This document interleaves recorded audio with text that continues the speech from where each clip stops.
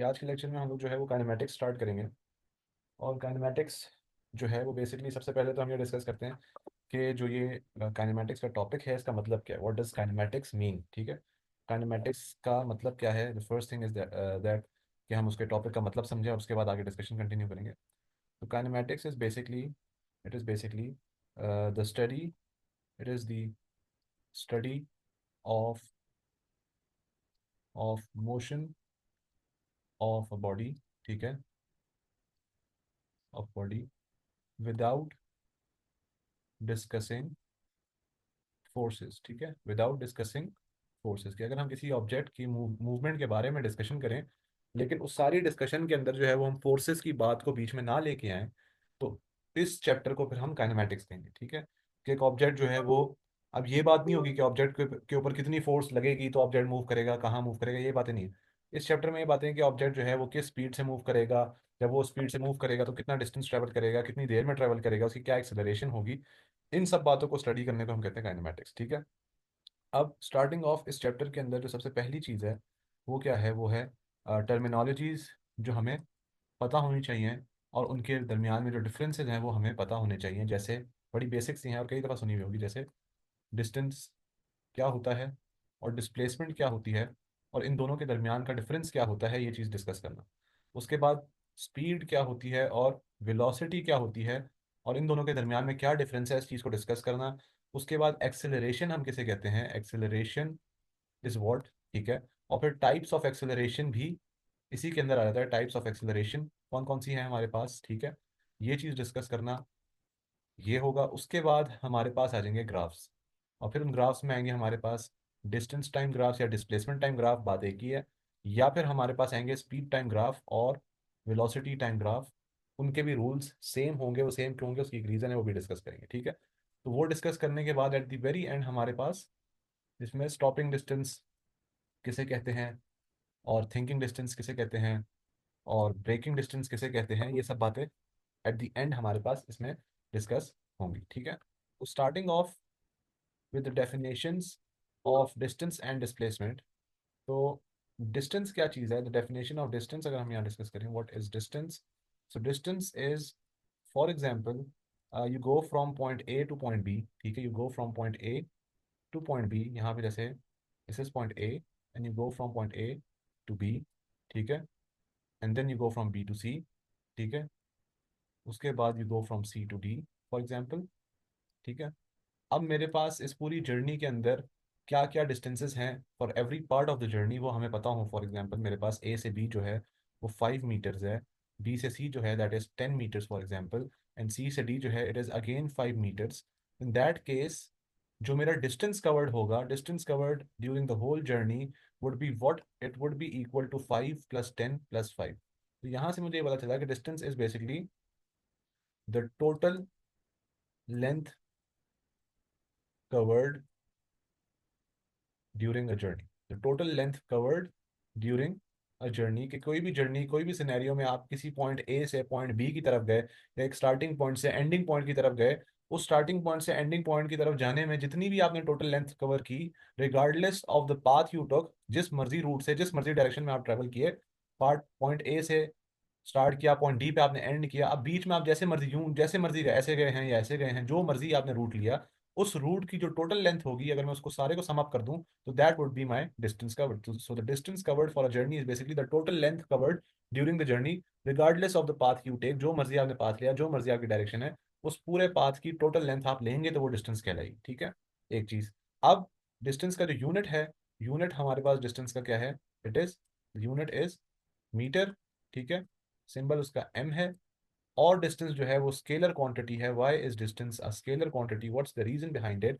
चूंकि डिस्टेंस के अंदर डायरेक्शन मैटर नहीं कर रही, आप पॉइंट ए से पॉइंट डी जब जाते हैं तो आप पहले नॉर्थ डायरेक्शन में जा रहे हैं, फिर ईस्ट में जा रहे हैं, फिर साउथ में जा रहे हैं, और direction is constantly changing. Direction change हो रही है लेकिन उसका असर डिस्टेंस पे नहीं है। डिस्टेंस निकालना है मुझे ए से डी तक का, मीनवाइल मैंने जो रास्ता लिया है वो ए से बी, बी से सी और सी से डी है।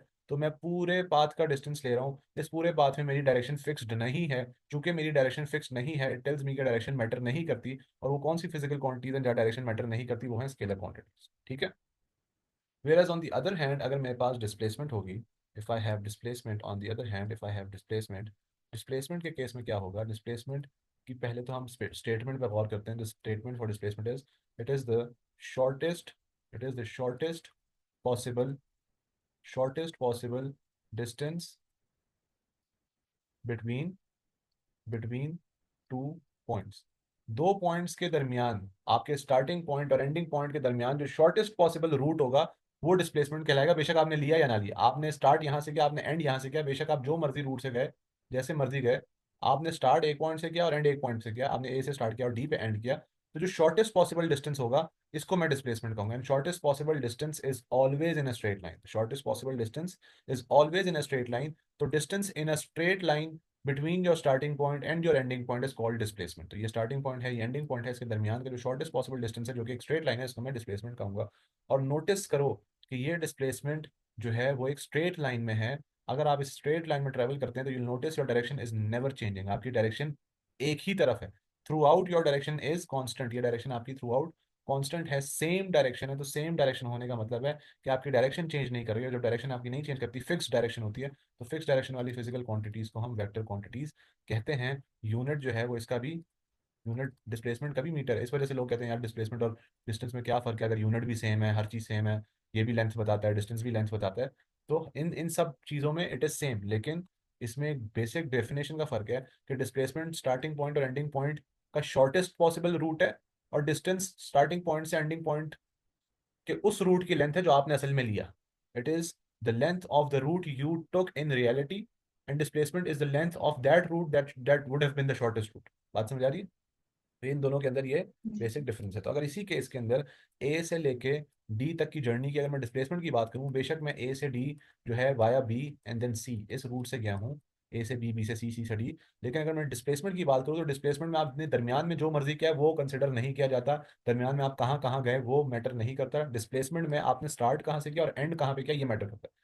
बीच में आप बी पे गए या सी पे गए या डी पे गए या एफ पे गए, जी पे गए, जिस मर्जी पॉइंट पे गए, it does not matter. Displacement में आपने स्टार्ट कहाँ से किया और एंड कहाँ से किया वो मैटर करता है। वो पॉइंट्स हाईलाइट करके उनके दरमियान में एक स्ट्रेट लाइन ड्रॉ करें और स्ट्रेट लाइन की जो लेंथ होगी that would be your displacement. ठीक है?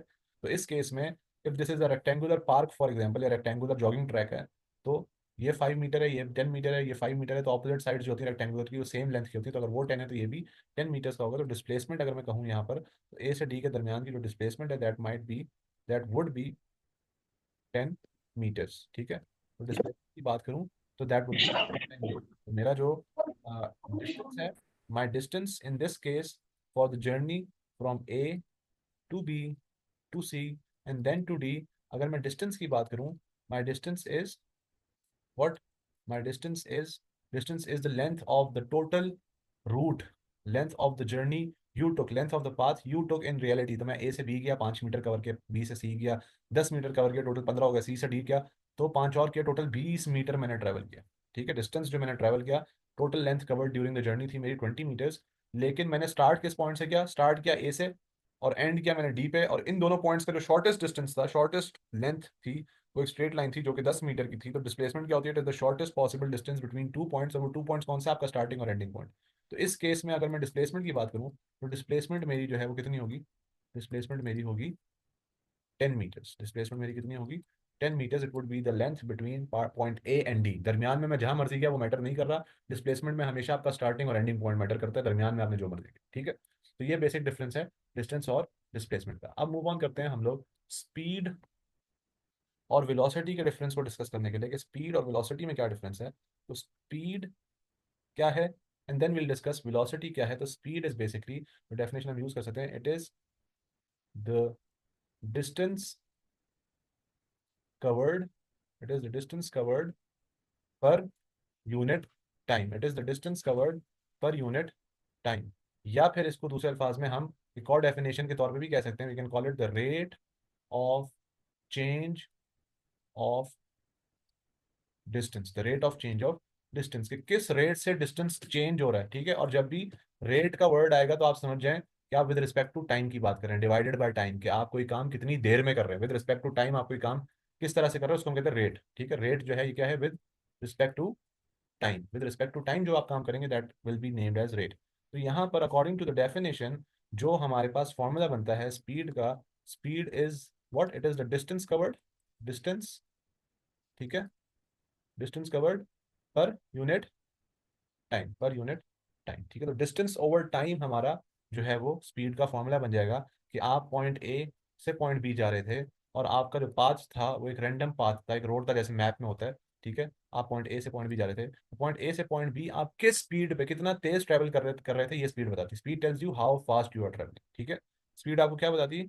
It tells you how fast you are travelling, कि आप कितना तेज ट्रेवल कर रहे हैं, आप एक सेकंड में कितना डिस्टेंस ट्रेवल कर रहे हैं, आप एक सेकंड टाइम में इस पॉइंट से कितना आगे जा रहे हैं, बेशक जिस मर्जी डायरेक्शन में जा रहे हैं। ठीक है, अगेन यहाँ पर डायरेक्शन मैटर नहीं करती क्योंकि इसमें डिस्टेंस आ रहा है। डिस्टेंस के अंदर तुम लोगों को मैंने शो कराया था कि डिस्टेंस में आप हर वक्त एक ही डायरेक्शन में नहीं जा रहे होते। डिस्टेंस में your your direction is different at all times. ठीक है, आपकी डायरेक्शन हर वक्त सेम नहीं रहती डिस्टेंस के अंदर। कभी आप स्ट्रेट जा रहे हैं, कभी राइट पे जा रहे हैं, कभी नीचे, कभी लेफ्ट, जैसे मर्जी जा रहे हैं, मुझे उससे गर्ज नहीं है। आप कितना तेज जा रहे हैं मुझे उससे गर्ज है। What is the magnitude of your the magnitude of your speed, के मतलब आप कितना तेज जा रहे हैं, बस मुझे उससे गर्ज है। कि फॉर एग्जांपल इसका यूनिट जो है वो क्या है, the unit for it is distance over time. Distance का यूनिट क्या होता है? मीटर, और डिनोमिनेटर में क्या है? टाइम। तो meter per second, the unit would be meter per second. तो यूनिट पे अगर गौर करो तो यूनिट आपको क्या बता रहा है? ये आपको ये बता रहा है कि आप कितने मीटर एक सेकंड में ट्रैवल कर रहे हैं। अगर फॉर एग्जांपल किसी चीज की स्पीड 10 मीटर पर सेकंड है, अगर किसी चीज की स्पीड ये है, टेल्स मी कि that object travels, it travels 10 meters every second। ये object 10 meters every second cover, every 1 second it is covering 10 meters। अब वो 10 मीटर अगर पहले सेकंड में उसने इस डायरेक्शन में कवर किया, हो सकता है अगले सेकंड में वो इस डायरेक्शन में कवर करे। यहाँ पे उसने पहले 10 मीटर्स एक सेकंड में कवर किया, तो उसने इस डायरेक्शन में 10 मीटर्स की एक सेकंड में कवर, फिर उसने इस डायरेक्शन में 10 मीटर्स की एक सेकंड में कवर। तो दिस इज स्पीड। स्पीड आपको ये बस बता रही है कि ये कितना तेज, how fast it is travelling. सिर्फ ये आपको पता चल रहा है, किस डायरेक्शन में जा रहा है ये आपको पता नहीं चल रहा, तो ये आपको स्पीड बताती है। और चूंकि इसके अंदर अगेन डायरेक्शन फिक्स्ड नहीं है, you are not sure about the direction, so in that case this quantity is a scalar quantity. ठीक है, ये क्वांटिटी एक स्केलर क्वांटिटी बन जाती है। Similarly if I talk about velocity, तो वेलोसिटी में और स्पीड में क्या फ़र्क है? वेलोसिटी की पहले डेफिनेशन को डिस्कस करते हैं। Velocity is the displacement, the displacement per unit time. It is the displacement per unit time, not the distance पर यूनिट टाइम। इसमें फ़र्क क्या है? डिस्टेंस की जगह डिस्प्लेसमेंट का वर्ड आ गया। It is the displacement per unit time, या दूसरे अल्फाज में हम इसको कह सकते हैं rate of change of displacement. कि डिस्प्लेसमेंट जो है विद रिस्पेक्ट टू टाइम किस तरह से चेंज कर रही है, इसको हम कहेंगे rate of change of displacement. कि आप with respect to time every second अपने इनिशियल पोजीशन से कितना डिस्प्लेस हो रहे हैं, कितना आगे जा रहे हैं एक स्ट्रेट लाइन में। डिस्प्लेस का मतलब क्या है? ट्रेवलिंग। ये ऑटोमेटिकली आपको समझ आ जाना चाहिए, डिस्प्लेसमेंट का वर्ड बताता है travelling in a straight line. ठीक है, travelling in straight line, displacement is always in straight line. तो आप पॉइंट ए से हर सेकंड कितना डिस्प्लेस हो रहे हैं इन स्पेसिफिक डायरेक्शन। अगर फॉर एग्जांपल मैं यूं यूं होता हुआ फॉर एग्जांपल यहाँ पहुंच गया एक सेकंड के अंदर, तो मैं ये देखूंगा कि इस पॉइंट से ये कितना डिस्प्लेस हुआ है इन स्ट्रेट लाइन। ये डिस्प्लेसमेंट कितनी थी एक सेकंड के अंदर, ये स्ट्रेट लाइन का डिस्टेंस कितना था पॉइंट ए और पॉइंट बी का, कि ये स्ट्रेट लाइन डिस्टेंस कितना था एक सेकंड के अंदर, ये इससे मुझे गर्ज है। बेशक मैं पॉइंट ए से पॉइंट बी जैसे मर्जी गया हूँ, ऐसे मर्जी ऐसे गया हूँ, लेकिन एक सेकंड में for example if I draw this path, यहाँ पे मैं ये पाथ ड्रॉ भी कर देता हूँ कि पॉइंट ए है और पॉइंट ए से एक रैंडम पाथ मैंने लिया और ये एक सेकंड जैसे ही पूरा हुआ मैं यहाँ पहुंच गया, आफ्टर 1 सेकंड मैं यहाँ पहुंचा। ठीक है, तो एक सेकंड में मैंने कितना लीनियर डिस्टेंस ट्रेवल किया, एक स्ट्रेट लाइन में मेरा कितना डिस्प्लेसमेंट हुई पॉइंट ए से पॉइंट बी जब मैं पहुंचा, तो ये स्ट्रेट लाइन में मैंने क्या डिस्टेंस ट्रेवल किया एक सेकंड के अंदर, ये मेरी डिस्प्लेसमेंट है। ठीक है, तो इफ आई टेल यू कि ए से बी अगर मैं इस पूरे पाथ की लेंथ बताऊं, ये पूरी जिगजैग पाथ की लेंथ बताऊं, तो वो है for example this complete length is for example it is 150 meters. ठीक है, लेकिन अगर मैं ए से बी की स्ट्रेट लेंथ बताऊं कि यहाँ से स्ट्रेट लेंथ कितनी होगी, स्ट्रेट हमेशा शॉर्टर होगी। ऑफ कोर्स आप स्ट्रेट लाइन में ट्रेवल करते हैं और आपके साथ वाला बंदा जिग जैग ट्रेवल करता है, तो आप पहले पहुंचेंगे क्योंकि आप स्ट्रेट जा रहे हैं। एक और बंदा कभी इधर जा रहा है कभी इधर जा रहा है, तो उसको टाइम ज़्यादा लगेगा। ठीक है, तो इसका मतलब straight length is always a shorter path. तो for example this might be 80 metres. ठीक है, अब आपने एक सेकंड में, अगर मैं डिस्टेंस मांग, अगर मैं तुमसे स्पीड मांगता हूँ ना, speed, what is the speed, तो मेरा फॉर्मूला होता है डिस्टेंस ओवर टाइम। डिस्टेंस कितना है? डिस्टेंस है मेरे पास 150। Distance is the length of the real path you took. असल में तो मैं ऐसे ही गया था ना, इस पाथ का जो लेंथ है वो 150 है। 150 divided by time. For example time मैं कहता हूँ ए से बी तक जाने में जो मुझे टाइम लगा, the time I took was 10 seconds for example. तो अगर मैं स्पीड निकालना चाह रहा हूँ तो स्पीड के लिए मैं क्या करूँगा, मैं distance which is 150 over time which is 10. ठीक है, so it tells me 15 meters per second is my speed कि I'm covering 15 meters every second I am covering 15 meters, that's my speed. ठीक है, ये मेरी स्पीड है कि हर सेकंड में 15 मीटर ट्रैवल कर रहा हूँ। अब वो 15 मीटर्स हर सेकंड में किस डायरेक्शन में ट्रैवल कर रहा हूँ डज नॉट मैटर। हो सकता है 15 मीटर्स जो है वो यूं हो जिसमें थोड़ा सा राइट पे हो, थोड़ा सा ऊपर हो, फिर अगले 15 मीटर्स यूं करके हो जिसमें थोड़ा सा राइट पे फिर नीचे हो। तो डिफरेंट डायरेक्शंस में मैं 15 मीटर्स हर सेकंड ट्रैवल करूँ। डिस्प्लेसमेंट की बात करूँ तो डिस्प्लेसमेंट का जो फॉर्मूला है दैट इज, सॉरी वेलोसिटी की अगर बात करूँ तो वेलोसिटी का जो फॉर्मूला है that is, velocity is what, velocity is basically equal to displacement per unit time, right. Velocity जो है वो डिस्प्लेसमेंट पर यूनिट टाइम के इक्वल है। तो वेलोसिटी की अगर हम बात करें तो वेलोसिटी जो है वो यहाँ पर, अगर मैं इसका फॉर्मूला लिखूँ, थोड़ा सा नीचे करते हैं, इसके फॉर्मूले की अगर मैं बात करूँ तो velocity is basically equal to what, velocity is equal to displacement over time. It is equal to displacement over time. Displacement का यूनिट मीटर है, टाइम का यूनिट सेकंड है, तो वेलोसिटी का यूनिट भी पूरा ओवरऑल मीटर्स पर सेकंड ही है। इसका यूनिट भी मीटर्स पर सेकंड है, स्पीड का यूनिट भी मीटर्स पर सेकंड है। ठीक है, अब वेलोसिटी निकालनी है इसी केस के अंदर। ये केस जो है, ये क्वेश्चन जो है, इस क्वेश्चन की अगर मैं बात कर रहा हूँ, इस क्वेश्चन में अगर मुझे वेलोसिटी निकालनी है तो velocity would be equal to what, it would be equal to displacement over time. और यहाँ पे मेरी डिस्प्लेसमेंट का क्या है, व्हाट्स माय डिस्प्लेसमेंट, मेरी डिस्प्लेसमेंट जो है वो स्ट्रेट लाइन का डिस्टेंस है between point A and B. Point A और बी के दरमियान का जो स्ट्रेट लाइन डिस्टेंस है ये मेरी डिस्प्लेसमेंट है। ठीक है, that is 80 meter, that is 80 meter. तो ये जो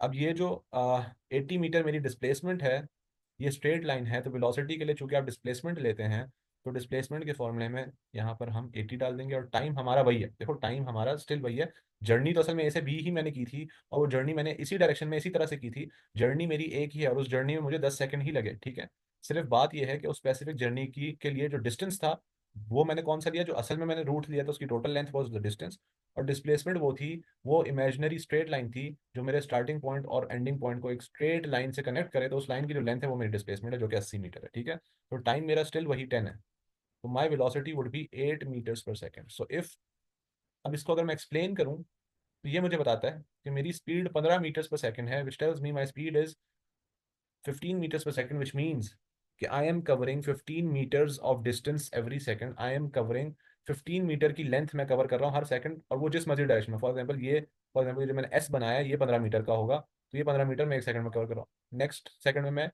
ये 15 मीटर कवर कर रहा हूँ। अगेन नोटिस करो इस जिगजैग पाथ में डायरेक्शन फिक्स नहीं है। वेयर अगर वेलोसिटी की बात करूँ तो every second I am travelling 8 meters, ये 8 मीटर्स नॉर्थ ईस्ट डायरेक्शन में। मैं हर दफा हर सेकंड मैं नॉर्थ ईस्ट डायरेक्शन में 8 मीटर्स की डिस्प्लेसमेंट कर रहा हूँ एवरी सेकंड। ऐसा है कि मैं हर सेकंड नॉर्थ ईस्ट डायरेक्शन में 8 मीटर्स डिस्प्लेस कर रहा हूँ। ठीक है, अगर मैं यहाँ से हर सेकंड 8 मीटर की डिस्प्लेसमेंट, एक सेकंड 8 मीटर, अगला सेकंड एक और 8 मीटर, इस तरह से मैं करता करता करता 10 सेकंड पूरे करूंगा तो मैं I end up at point B.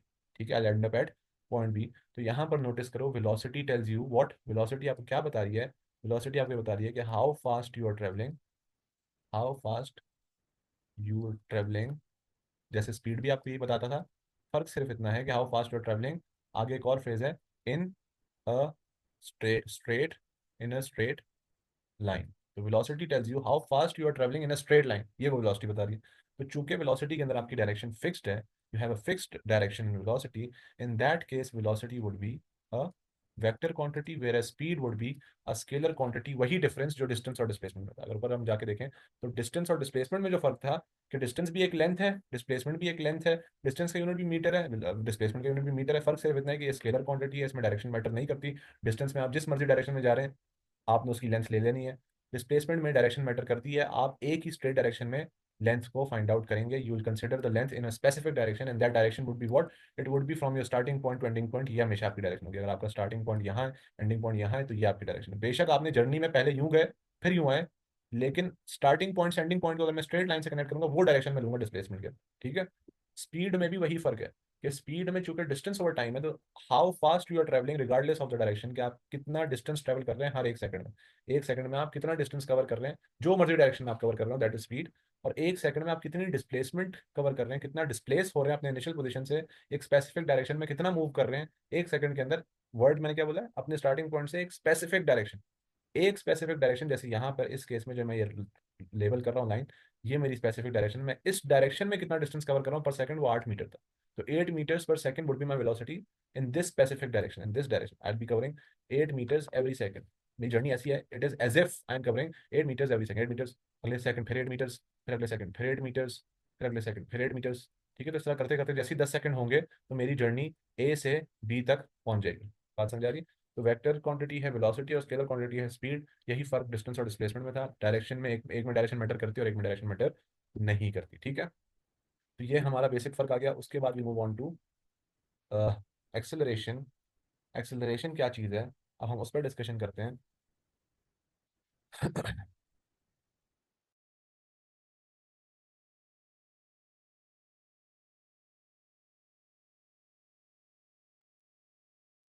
अच्छा जी, अब एक्सेलरेशन का कॉन्सेप्ट अगर हम डिस्कस करें तो एक्सेलरेशन क्या चीज़ है, let's discuss about that. Acceleration को डिफाइन करें तो सबसे पहले जो डेफिनेशन ऑफ एक्सेलरेशन है वो क्या है, it is the change in velocity पर unit time. It is the change in velocity पर यूनिट टाइम। ठीक है, it is the change in velocity पर यूनिट टाइम। या जो दूसरा फ्रेज हम इस्तेमाल कर सकते हैं जैसे हम पीछे करते आ रहे हैं, it can be written as the rate of change of velocity. कि आपकी velocity with respect to time कितनी चेंज कर रही है, टाइम के साथ साथ आपकी वेलोसिटी कितनी बढ़ रही है या कितनी कम हो रही है। तो यहाँ पर डेफिनेशन पे अगर गौर किया जाए तो डेफिनेशन में चेंज इन वेलोसिटी का वर्ड नजर आ रहा है। चेंज इन वेलोसिटी, ये डेल्टा जो सिंबल है, this delta symbol is the symbol for change. तो डेल्टा वी अगर मैं लिखता हूँ तो this tells me change in velocity, velocity में चेंज। तो अगर मुझे एक्सेलरेशन चाहिए, if I want acceleration to be there, ये मस्ट है कि चेंज इन वेलोसिटी भी वहां पर हो, वेलोसिटी भी चेंज करे। For acceleration to exist, acceleration के होने के लिए, इफ आई वांट एक्सेलरेशन, अगर एक्सेलरेशन यस चाहिए मुझे, तो इन दैट केस मुझे चेंज इन वेलोसिटी भी ज़रूरी चाहिए होगा। ठीक है, चेंज इन वेलोसिटी भी मुझे लाजमी चाहिए होगा। चेंज इन वेलोसिटी नहीं हो रहा, आपकी बॉडी की velocity for example through out the path constant है, एक ऑब्जेक्ट जो है वो ट्रैवल कर रहा है विद कांस्टेंट वेलोसिटी, उसकी उसकी जो वेलोसिटी 10 मीटर्स पर सेकंड यहाँ भी है, 10 मीटर्स पर सेकंड यहाँ भी है, यहाँ भी 10 मीटर्स पर सेकंड। नोटिस करो इसकी स्पीड चेंज ही नहीं कर रही, ना इसकी डायरेक्शन चेंज कर रही है, एक ही लाइन में ट्रैवल कर रहा है और उसी स्पीड से ट्रैवल कर रहा है। तो इसका मतलब इसकी वेलोसिटी चेंज नहीं कर रही। वेलोसिटी चेंज करने का मतलब है अगर यहाँ पे वो 10 पे था तो यहाँ पे वो 15 पे पहुंच जाए, यहाँ पर वो 20 पे पहुंच जाए। नोटिस करो इसकी वेलोसिटी बढ़ रही है, this is change in velocity. या फिर we can consider this change in velocity, या फिर अगर उसकी वेलोसिटी कम हो रही है, पहले 15 थी फिर 10 हो गई फिर 5 हो गई, ये भी चेंज इन वेलोसिटी में कंसिडरेशन में आता है, क्योंकि इधर भी वेलोसिटी तो चेंज हो रही है, this is also change in velocity. ठीक है, तो वेलोसिटी का चेंज होना एक्सेलरेशन के लिए ज़रूरी है। एक्सेलरेशन जहाँ होगी वहाँ वेलोसिटी का चेंज होना ज़रूरी है। अगर वेलोसिटी कहीं भी कांस्टेंट है, समझ जाओ ऑटोमेटिक बात है एक्सेलरेशन यहाँ zero, there is no acceleration. If there is no acceleration, इसका ये मतलब है कि इस ऑब्जेक्ट की वेलोसिटी अब कांस्टेंट हो चुकी है, अब इसकी वेलोसिटी चेंज नहीं करेगी, ना वेलोसिटी बढ़ेगी ना वेलोसिटी कम होगी। ठीक है, तो according to the definition, acceleration would be equal to change in velocity delta v per unit time. ठीक है, and delta v is final velocity minus initial velocity, so we can write it down as difference। delta v जो होता है, change किसी भी चीज़ का change होता है किसके इक्वल होता है, फाइनल माइनस इनिशियल होता है कि नहीं। जो v है, this tells me final velocity and this u tells me initial velocity। ठीक है, इनिशियल। तो अगर मुझे डिफरेंस निकालना है तो फाइनल माइनस इनिशियल करेंगे। ठीक है, तो यहाँ पर फॉर्मूला मेरा क्या बन जाएगा, acceleration would be equals to final velocity minus initial velocity over time. ये फॉर्मूला हम लोग इस्तेमाल करेंगे for acceleration in different questions. ठीक है, फॉर एग्जांपल एक बेसिक सा क्वेश्चन यहाँ डेवलप कर लेते हैं। एक सवाल है कि एक ऑब्जेक्ट जो था वो पॉइंट ए पे था, तो पॉइंट ए पर इसकी वेलोसिटी जो थी वो थी, the velocity at point A was 15 metres per second, and then this object was travelling in straight line, और वो स्ट्रेट लाइन में ट्रैवल करता करता पॉइंट बी पे पहुंचा, और जब वो पॉइंट बी पे पहुंचा तो इसकी वेलोसिटी जो थी वो 15 नहीं थी, बल्कि अब जो वेलोसिटी थी that was 30 metres per second. ठीक है, वेलोसिटी जो थी वो 30 मीटर्स पर सेकेंड थी। और ए से लेके बी तक जाने का जो टाइम था, time to go from A to B was 3 seconds. So what would the acceleration be, acceleration किसके इक्वल होगी, how would you find out the acceleration. तो हम सीधा सीधा फॉर्मूला अप्लाई करेंगे, acceleration is equals to final velocity minus initial velocity over time, over time. ठीक है, तो final minus initial over time जब हम करेंगे तो हमारे पास आंसर आ जाएगा। फाइनल वेलोसिटी क्या है जो आपके एंड सिनेरियो में होगी 30, इनिशियल क्या है 15, ओवर टाइम क्या है 3।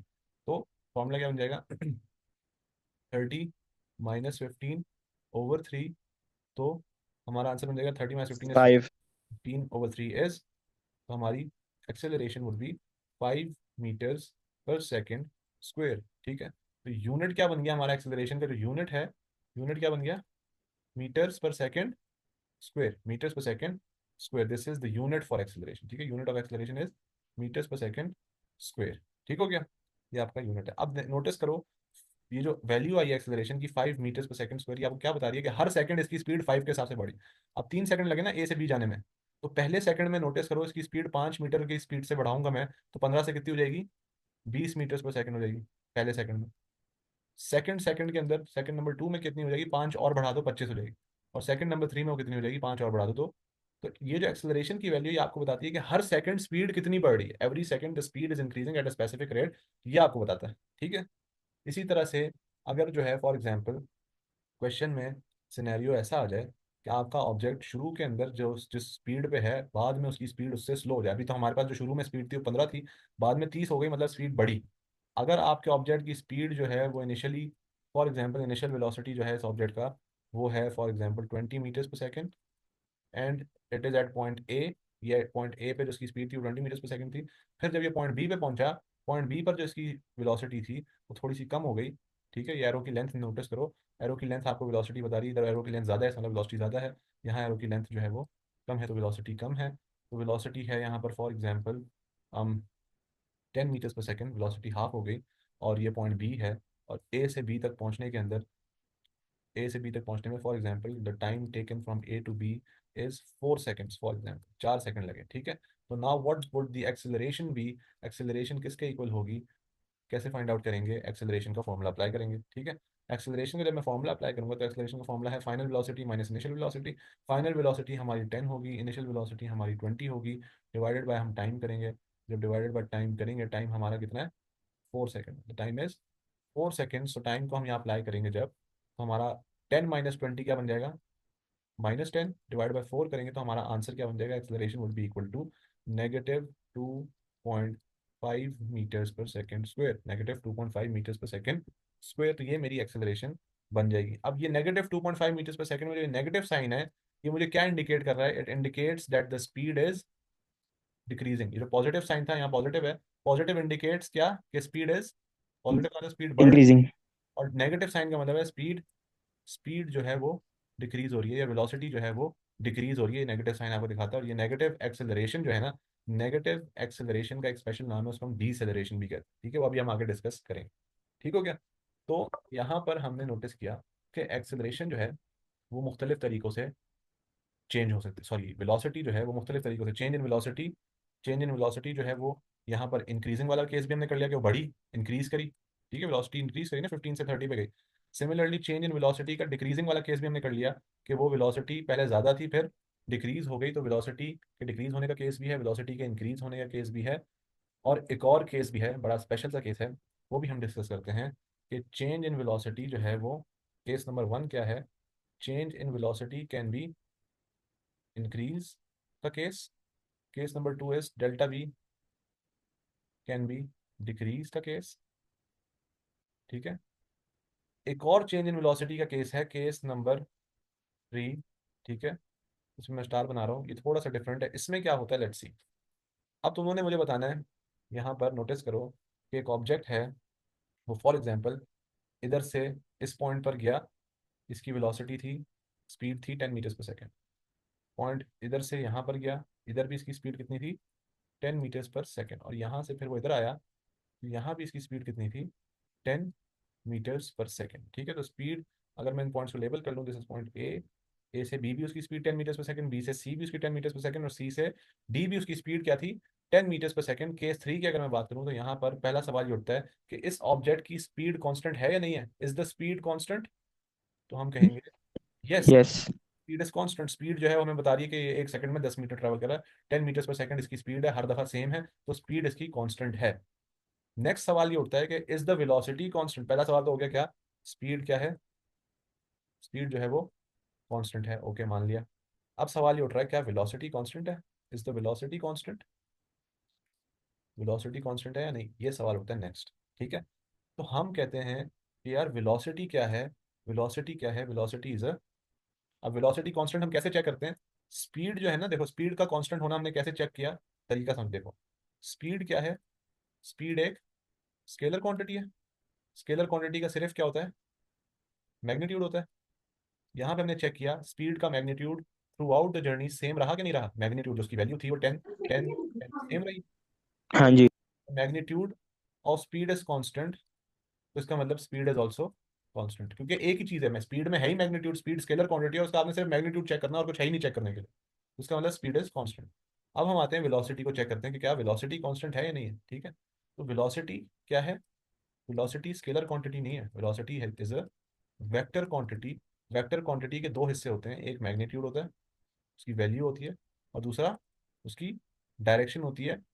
हमने दोनों चीजें अब चेक करनी है, क्योंकि अब इसके दो हिस्से हैं तो दोनों चीजें चेक करनी है, दोनों दोनों में से एक भी चीज चेंज हो रही होगी तो ओवरऑल सारी वैल्यू को हम चेंजिंग कंसिडर करेंगे। अगर मैग्नीट्यूड चेंज हो रहा होगा तो हम कहेंगे वेलोसिटी इज चेंजिंग। अगर मैग्नीट्यूड नहीं चेंज हो रहा लेकिन डायरेक्शन चेंज हो रही है तब भी हम कहेंगे velocity is changing. Velocity constant कब होती है, when is velocity constant, velocity is constant when magnitude is not changing and the direction is also not changing. Velocity changing कब होती है, व्हेन इज वेलोसिटी चेंजिंग, हम इसको चेंजिंग कब consider करते हैं, जब मैग्नीट्यूड चेंज हो जाए और डायरेक्शन चेंज हो जाए, या दोनों चेंज हो जाए। दोनों चेंज हो जाए तो वो तो चलो सोने पे सुहागा है, लेकिन अगर मैग्नीट्यूड नहीं भी चेंज हो रहा तो डायरेक्शन को भी फिर हमने चेक करना है, सिर्फ मैग्नीट्यूड पे अपना काम नहीं रोकना। यहाँ पर हमने सिर्फ ये नहीं देखना कि यार इसकी स्पीड जो है 10, इसका जो मैग्नीट्यूड है कि कितना तेज ट्रैवल कर रहा है वो 10 मीटर्स पर सेकंड है। यहाँ पर हमारा काम खत्म नहीं हुआ, हमने डायरेक्शन भी देखना है कि यार ये जो ऑब्जेक्ट था पहले उसकी डायरेक्शन यूँ थी, फिर उसकी डायरेक्शन यूँ थी, फिर उसकी डायरेक्शन यूँ थी, throughout the journey from A to D इसकी डायरेक्शन चेंज हो रही है नहीं हो रही, डायरेक्शन इज चेंजिंग। हम कहेंगे इसकी डायरेक्शन चेंज हो रही है, magnitude although is not changing but the direction is changing, and because the direction is changing we'll consider the velocity to be changing, we'll say the velocity is also changing. और जब velocity change हो रही होती है when delta V is happening, तो यहाँ पे तीसरा सवाल, अब इसका मतलब क्या है, वेलोसिटी इज नॉट कांस्टेंट। तो पहले हमने यहाँ पे डिस्कस कर लिया कि वेलोसिटी कांस्टेंट नहीं है, बल्कि velocity is not equal to constant, velocity is changing. यहाँ वेलोसिटी को हम क्या कहेंगे, इट इज चेंजिंग वेलोसिटी, ठीक है, वेलोसिटी इज चेंजिंग। और जब भी चेंजिंग वेलोसिटी होती है डेल्टा वी होता है तो it means acceleration is present. तो सवाल एट द एंड एग्जामिनर यही पूछ सकता है कि is acceleration present over here, तो हम कहेंगे yes acceleration is present over here, because क्या रीजनिंग है इसके पीछे, हम कहेंगे acceleration is present when velocity is changing. पहला statement, acceleration is present when velocity is changing. जब भी वेलोसिटी चेंज होती है एक्सेलरेशन एग्जिस्ट करती है। और वेलोसिटी चेंज करती है दो तरीकों से, velocity can change due to change in magnitude और it can change due to change in direction. Here in our case, the magnitude is not changing, but the direction is changing. For that reason, velocity is changing. And when velocity is changing, we consider the acceleration to be present. तो notice कर रहे हो, case तीन थे। एक case क्या है, velocity की वैल्यू आपको बढ़ती हुई नजर आए, डायरेक्शन में कोई फर्क नहीं है, डायरेक्शन में ये अभी भी राइट पे जा रहा है, यहाँ भी ऑब्जेक्ट राइट पर ही जा रहा है, लेकिन वैल्यू में चेंज आ रहा है, मैग्नीट्यूड में चेंज आ रहा है। नोटिस कर रहे हो कि डायरेक्शन चेंज नहीं हो रही लेकिन मैग्नीट्यूड चेंज हो रहा है, तो हमने इजीली समझ लिया कि हाँ भाई वेलोसिटी चेंज हो रही है, तो एक्सेलरेशन है और एक्सेलरेशन हमें नजर भी आ रही है। इसी तरह से नेक्स्ट केस में हमने देखा कि चेंजिंग वेलोसिटी है, वेलोसिटी पहले ज्यादा थी पर वेलोसिटी कम हो गई, इसका मतलब वेलोसिटी विजिबली डिक्रीज कर रही है, जब वेलोसिटी नजर आ रहा है कि डिक्रीज कर रही है तो इसका मतलब एक्सेलरेशन है, क्योंकि चेंज इन वेलोसिटी जो है एक्सेलरेशन के इक्वल होती है। इसी तरह से थर्ड केस में हम कहते हैं कि यार इसका मैग्नीट्यूड जो वैल्यू है वो चेंज ही नहीं कर रही, तो कुछ बच्चे यहाँ कंफ्यूजन करेंगे, वो कहेंगे कि यार चूंकि वैल्यू चेंज नहीं कर रही इट मीन वेलोसिटी कांस्टेंट है, लेकिन यहाँ वेलोसिटी कांस्टेंट नहीं है। Why is the velocity not constant, it is not constant because although the magnitude is not changing the direction is still changing, and direction is changing, क्योंकि velocity vector quantity है तो हमने दोनों चीजों को check करना है, मैग्नीट्यूड और डायरेक्शन दोनों को चेक करना। बात समझ आ रही है? तो नोटिस करो यहाँ पर जो वेलोसिटी का मैग्नीट्यूड है वो कांस्टेंट है, लेकिन डायरेक्शन जो है वो चेंजिंग है। For that reason will consider the velocity to be changing, हम वेलोसिटी को चेंजिंग कंसिडर करेंगे। इसीलिए कई जगहों पर वेलोसिटी के मैग्नीट्यूड को, वेलोसिटी के सिर्फ मैग्नीट्यूड को अगर मैं कहूँ, अगर मैं इस रीजन को भूल जाऊँ, इमेजिन करो डायरेक्शन वाले पार्ट में अचानक से भूल गया, सिर्फ मैग्नीट्यूड की बात करूँ तो वेलोसिटी के मैग्नीट्यूड को आमतौर पर स्पीड भी कहा जाता है। अगर मैं सिर्फ वेलोसिटी के मैग्नीट्यूड की बात करूँ कि उसकी वैल्यू की बात करूँ कि कितना तेज मैं ट्रैवल कर रहा हूँ उसको हम स्पीड कहते हैं, लेकिन कितना तेज मैं किस डायरेक्शन में ट्रैवल कर रहा हूँ, एट द एंड जो डायरेक्शन वाला फ्रेज साथ शामिल हो रहा है, इससे वो स्पीड जो है वो वेलोसिटी में कन्वर्ट हो जाती है। वेलोसिटी का मतलब है how fast you are travelling in a specific direction, whereas speed means how fast you are travelling, बस।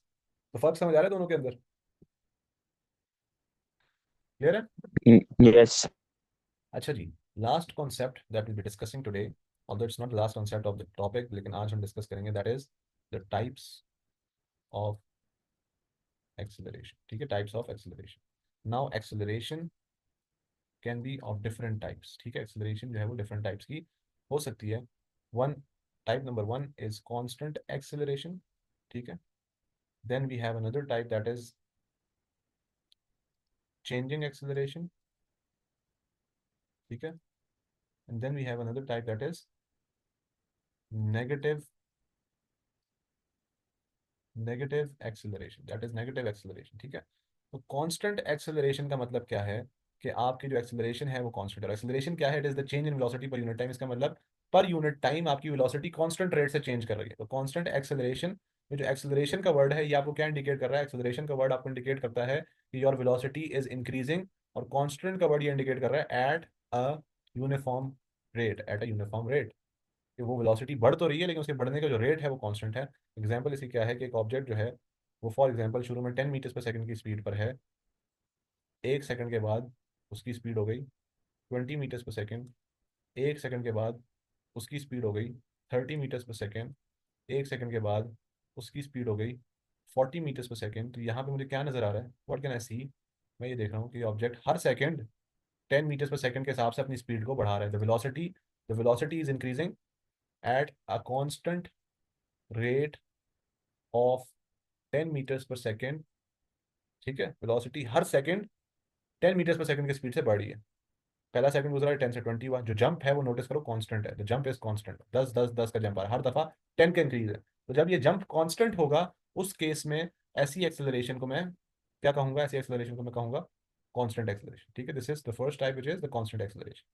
उसके बाद इसको हम डिफाइन कैसे करेंगे? How will define this? हम डिफाइन करेंगे it is the increase in velocity, increase in velocity.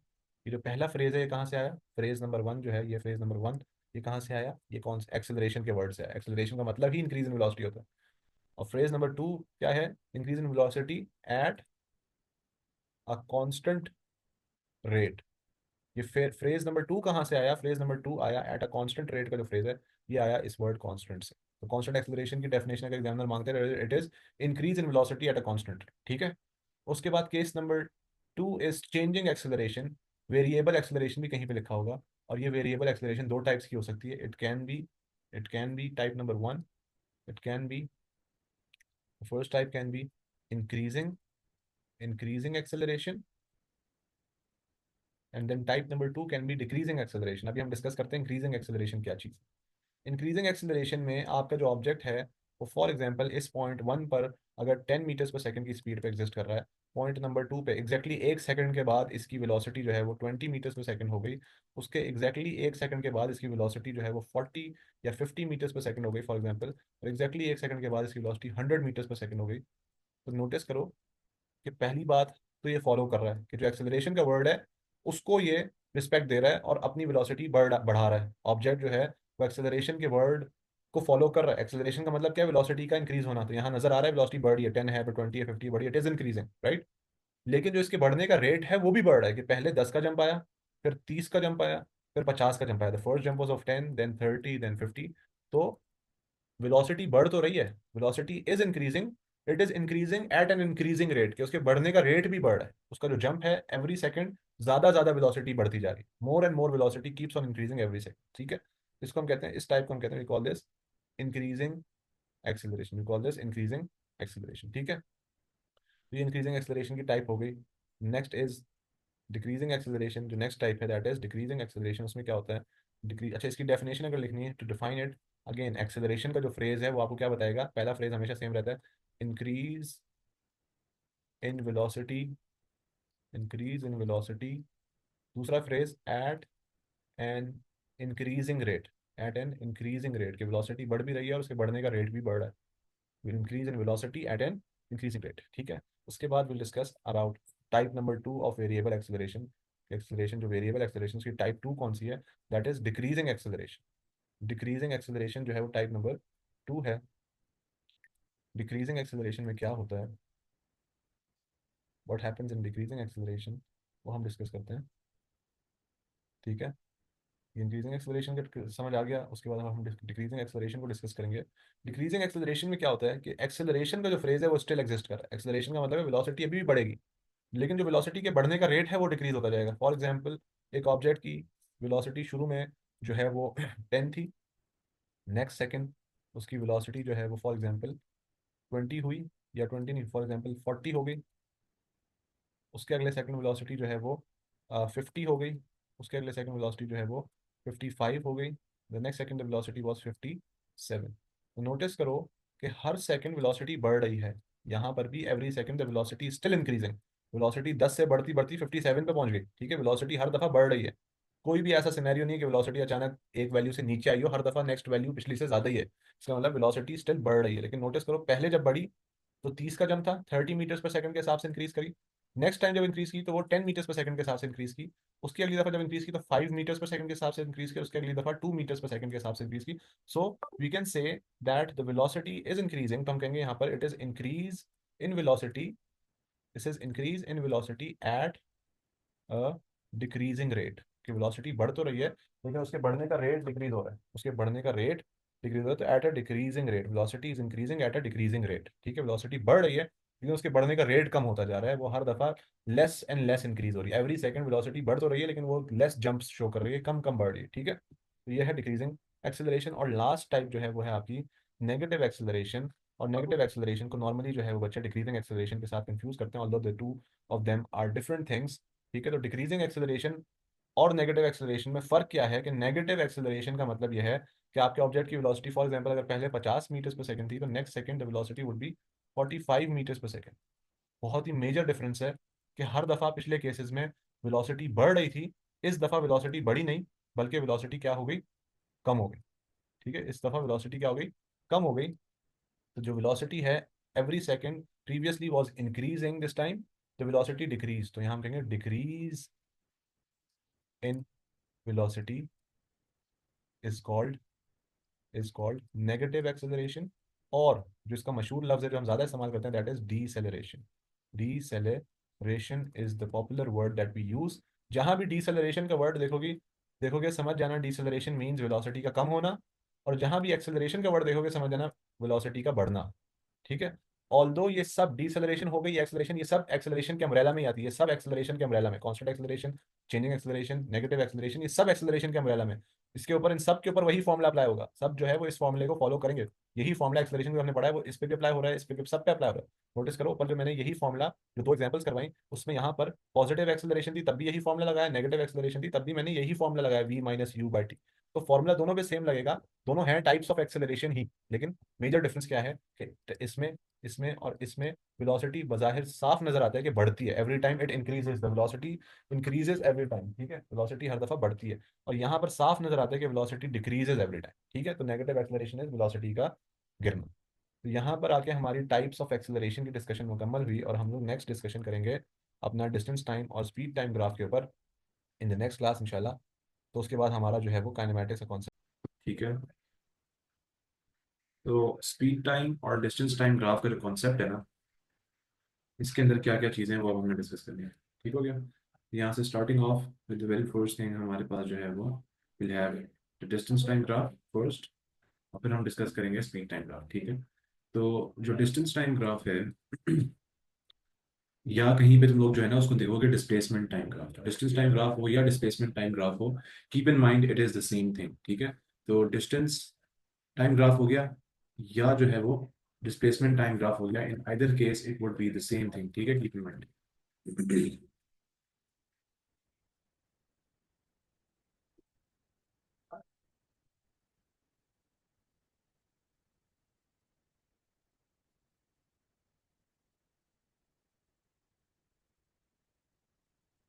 अच्छा जी, starting of distance time graph. Distance time graph के अंदर क्या सीन है? अच्छा, जब भी तुम्हारे पास ग्राफ का क्वेश्चन आएगा ना, कीप इन माइंड, जब भी ग्राफ का सवाल आएगा काइनेमेटिक्स के अंदर, मोशन के अंदर, ग्राफ या तो आपका डिस्टेंस टाइम होगा, या फिर आपका स्पीड टाइम होगा, या फिर आपका डिस्प्लेसमेंट टाइम होगा, या फिर आपका वेलोसिटी टाइम ग्राफ होगा। ये दोनों और ये दोनों, इनके रूल्स हर चीज सेम है, रूल्स हर चीज सेम है। ठीक है, जितनी भी बातें अभी हम डिस्कस करेंगे, जो ग्राफ का शेप है, हर चीज through out will be the same.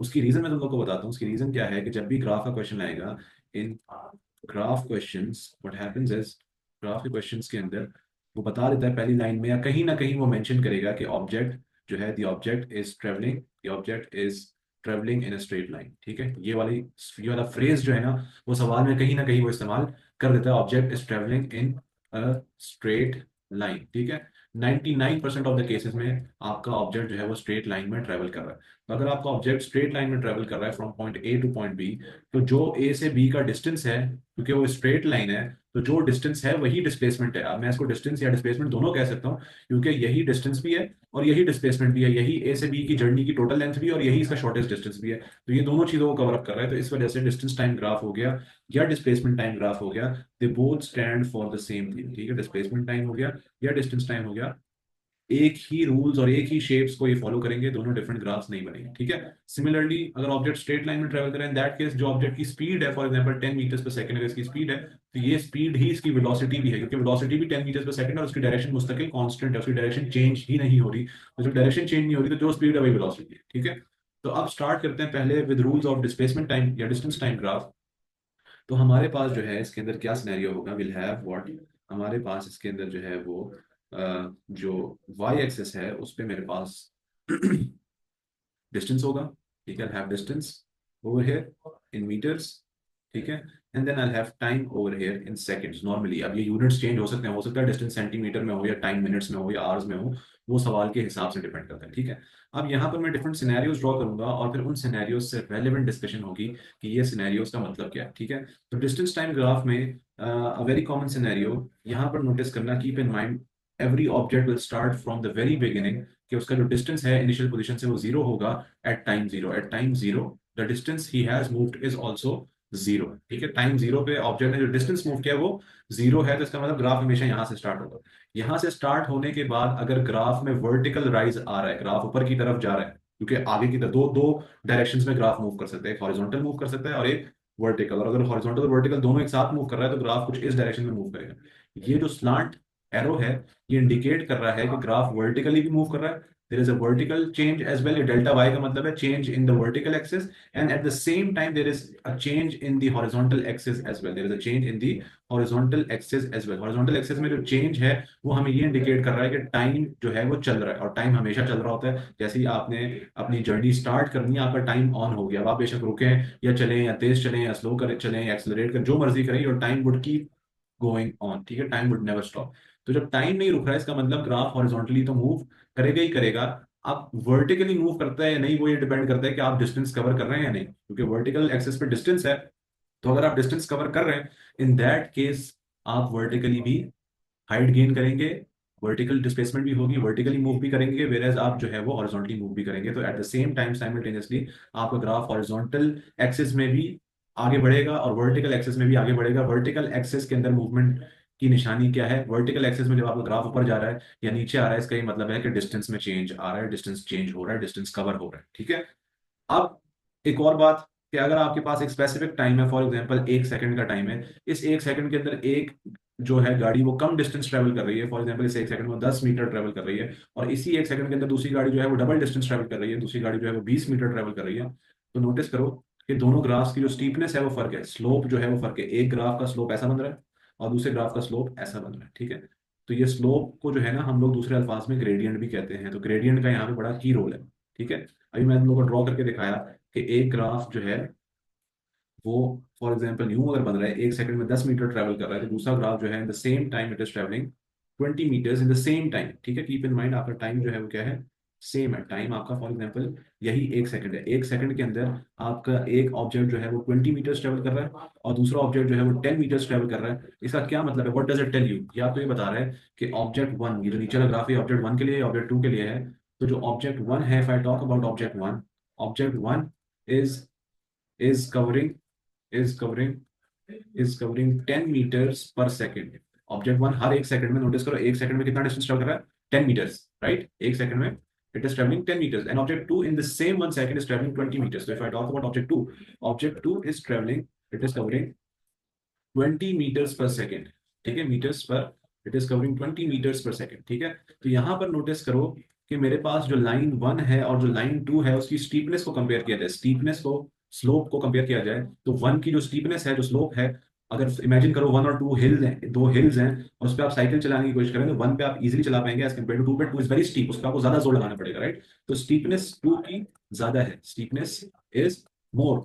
और स्टीपनेस को दूसरे अल्फाज में हम लोग ग्रेडियंट भी कहते हैं, ग्रेडियंट का मतलब ही स्टीपनेस या स्लोप होता है। ठीक है, ग्रेडियंट का मतलब ही स्टीपनेस होता है। तो इसका मतलब जो टू है टू का जो है वो ग्रेडियंट ज्यादा है, ठीक है, ग्रेडियंट ज्यादा है। और नोटिस करो ग्रेडियंट क्या होता है, what is gradient? Gradient is basically rise, कि आप वाई एक्सिस में कितना चेंज कर रहे हैं as compared to the run, ठीक है, it is the rise over run, ठीक है। राइज होता है आपका वाई एक्सिस में कितना चेंज हो रहा है with respect to X axis में कितना चेंज हो रहा है। तो नोटिस करो जब एक्स एक्सिस में 1 सेकंड का चेंज हो रहा है, डिनोमिनेटर में एक्स एक्सिस आता है तो डिनोमिनेटर में 1 है, तो at the same time Y axis में 10 का चेंज हो रहा है, तो 10/1, ठीक है। जो ग्रेडियंट है इसका, अगर मैं इसका बताऊं तो ग्रेडियंट क्या आ रहा है, ग्रेडियंट इज 10।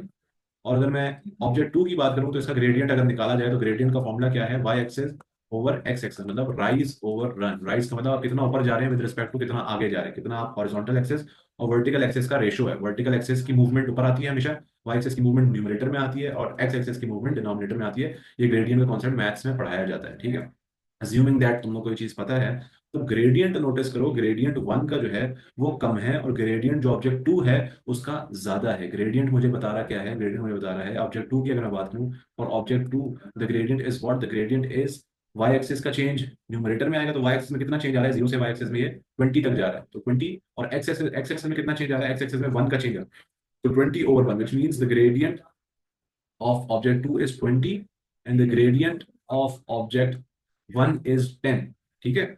और ग्राफ को अगर मैं गौर से देखूं तो ऑब्जेक्ट 1 1 सेकंड के अंदर जो है वो 10 मीटर्स कवर कर रहा है, और ऑब्जेक्ट 2 जो है वो उसी 1 सेकंड के अंदर 20 मीटर्स कवर कर रहा है, तो 10 मीटर्स पर सेकंड। इस यूनिट को गौर से देखो, यूनिट किसका है, ये यूनिट किसका है, यूनिट स्पीड का है, यूनिट स्पीड का है, ये मैं इसको वेलोसिटी कह सकता हूँ, तो ये यूनिट किसका, स्पीड या वेलोसिटी का। इसका मतलब ऑब्जेक्ट 1 की जो स्पीड है for this part of the journey, इस रीजन के लिए, इस पार्ट ऑफ द जर्नी के लिए ऑब्जेक्ट 1 की जो स्पीड है वो क्या है, that is 10 meters per second. और अभी हमने देखा था कि इसका ग्रेडियंट भी क्या था, इट वाज आल्सो 10। तो इसका मतलब क्या हुआ, इसका मतलब हमें एक बात पता चली कि जब मेरे पास डिस्टेंस टाइम ग्राफ होगा, keep in mind distance time graph का जो ग्रेडियंट होगा ना, डिस्टेंस टाइम ग्राफ का जो ग्रेडियंट होगा वो हमेशा आपको क्या प्रोवाइड करेगा, it would always give you the speed. Distance time graph का ग्रेडियंट स्पीड होता है, ठीक है। डिस्टेंस टाइम ग्राफ का जो स्लोप है, जो स्टीपनेस है, वो आपको ऑब्जेक्ट की स्पीड बताती है। तो अगर टू का ग्रेडियंट ज्यादा है, बाहर नजर आ रहा है टू का ग्रेडियंट जो है, स्टीपनेस जो है, वो जो स्लोप है वो ज्यादा है as compared to object one, तो इसका मतलब कि टू का चूंकि ग्रेडियंट ज्यादा है तो इसका मतलब टू की स्पीड भी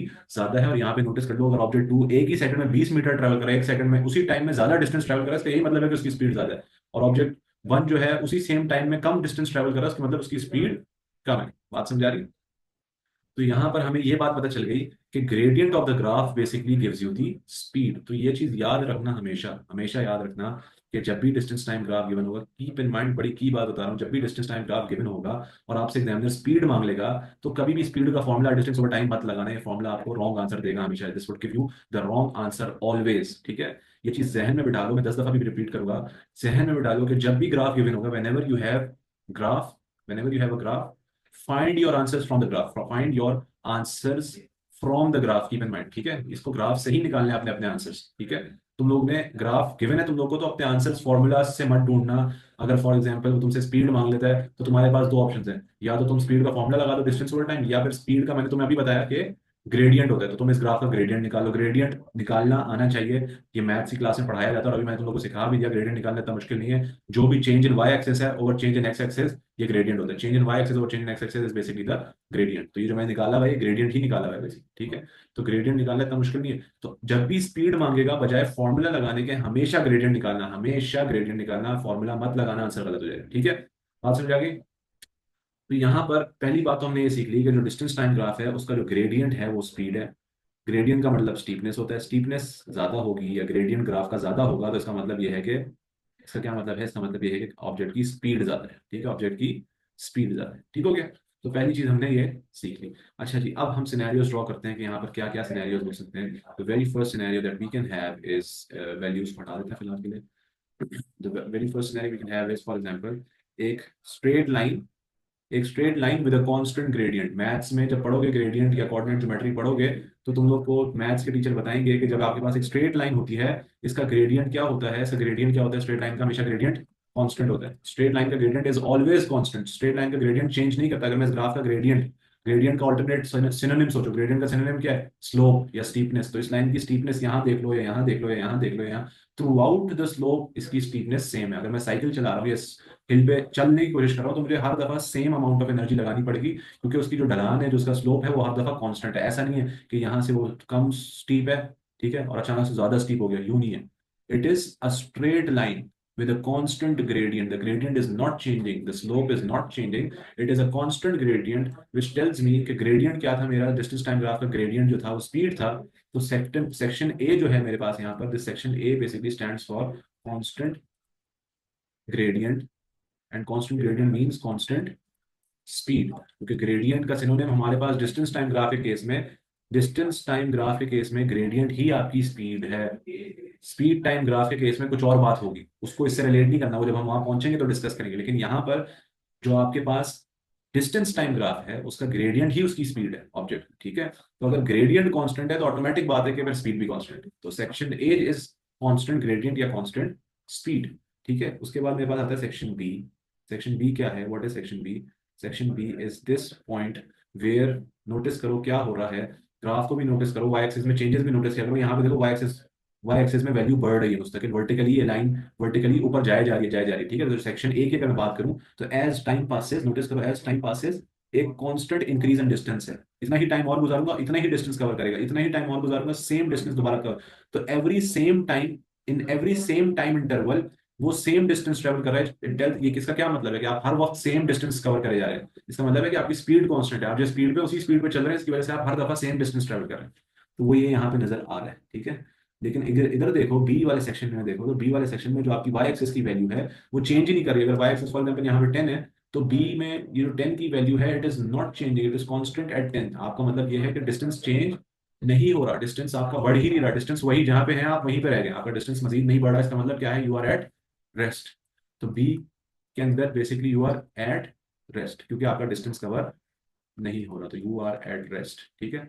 और यहाँ पर अगर मैं तुम्हें ग्रेडियंट के हवाले से भी बताऊं, तो हॉरिजॉन्टल लाइन का स्लोप, स्लोप किसे कहते हैं, ढलान को कहते हैं, ठीक है। ये स्लोप बढ़ रहा है, ठीक है। अब यहाँ पे नोटिस करो, तो this is very steep, slope ज्यादा है। थोड़ा सा मैंने स्लोप को कम किया, this is a large slope, फिर स्लोप को मैंने कम किया, फिर मैंने स्लोप को और कम किया, फिर मैंने स्लोप को और कम किया, फिर मैंने स्लोप को और कम किया। तो स्लोप को मैं कम करता करता जब एक हॉरिजॉन्टल लाइन बनाऊंगा, तो हॉरिजॉन्टल लाइन का स्लोप क्या होता है, इसका स्लोप जीरो होता है। हॉरिजॉन्टल लाइन की स्टीपनेस क्या होती है, स्टीपनेस होती ही नहीं है इसमें कोई, तो जीरो होती है। इसी तरह से इसका मतलब ये हुआ हॉरिजॉन्टल लाइन का ग्रेडियंट भी क्या होगा, जीरो होगा। अगर ग्रेडियंट जीरो होगा तो ग्रेडियंट स्पीड कहलाती है, तो स्पीड भी क्या होगी, स्पीड भी जीरो होगी। तो स्पीड जीरो का मतलब क्या होता है, it is at rest. Speed zero means it is at rest. बात समझ आ रही है?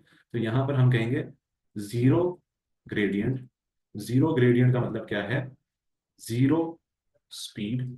जीरो स्पीड का मतलब क्या है, एट रेस्ट, ठीक है। तो ये सारे वर्ड्स इस्तेमाल किए जा सकते हैं for section two which is this B, जो सेक्शन बी बनाया हुआ है ये, ठीक है। उसके बाद नेक्स्ट सेक्शन, जो नेक्स्ट सेगमेंट है हमारे पास वो है कुछ इस तरह का, ठीक है। तो नोटिस करो, this is what it is, a curve with an increasing gradient. इसकी स्टीपनेस बढ़ती जा रही है। अगर मैं सोचो कि ये जो है सी सेगमेंट, ये जो सी सेगमेंट है ये एक हिल है, और इस पे मैं साइकिल चलाने की कोशिश करता हूँ, तो मैं साइकिल शुरू में इजीली चला पाऊंगा, लेकिन जैसे जैसे आगे जाऊंगा साइकिल चलाना मुश्किल हो जाएगी। उसकी वजह यह है कि स्टीपनेस मुस्तकिल बढ़ती जा रही है।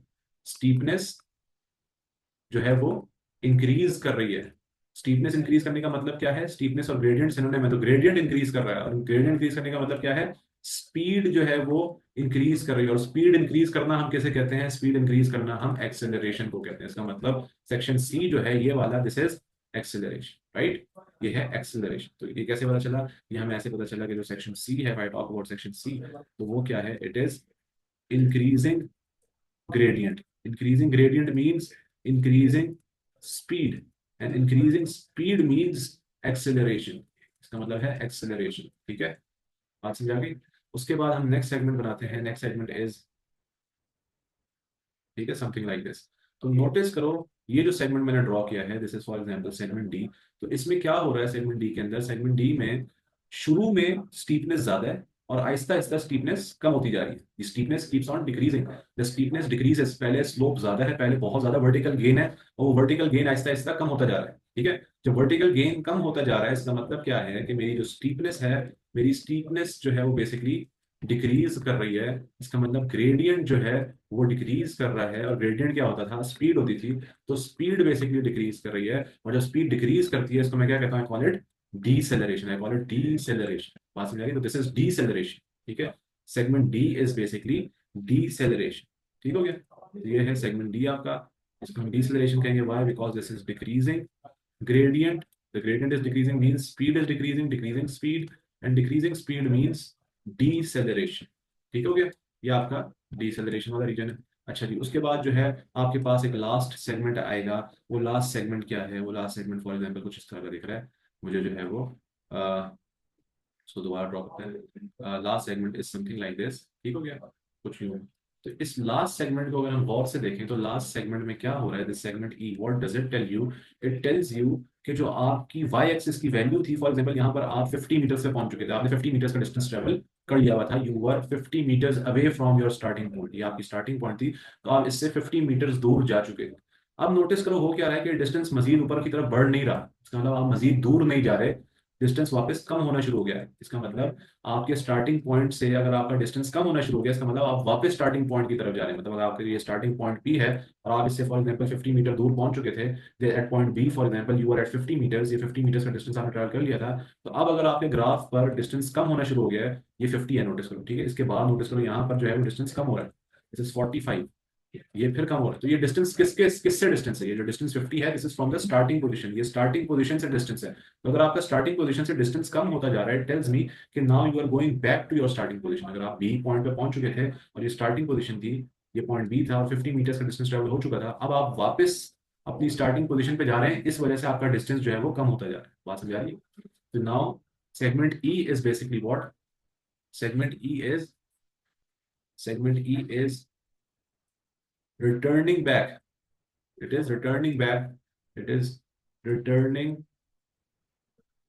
back to starting position, to start at constant speed. Constant speed मुझे कौन बता रहा है? ये मुझे कैसे पता कि मैं वापस तो जा रहा हूँ, चलो सही है, लेकिन कांस्टेंट स्पीड पे जा रहा हूँ, ये किसने बताया मुझे? ये मुझे स्ट्रेट लाइन। इस स्ट्रेट लाइन ने बताया कि चूंकि इस स्ट्रेट लाइन का ग्रेडियंट कांस्टेंट होता है। Very good. इस स्ट्रेट लाइन का, चूंकि स्ट्रेट लाइन का हमें पता है कि ग्रेडियंट कांस्टेंट होता है, तो constant gradient means constant speed. ठीक है, तो स्ट्रेट लाइन ने मुझे बताया कि मैं जो है वो कांस्टेंट स्पीड पर ट्रेवल कर रहा हूँ। एग्जामिनर सवाल ये पूछता है कि tell us, compare between segment A and segment E, where did the object had more speed.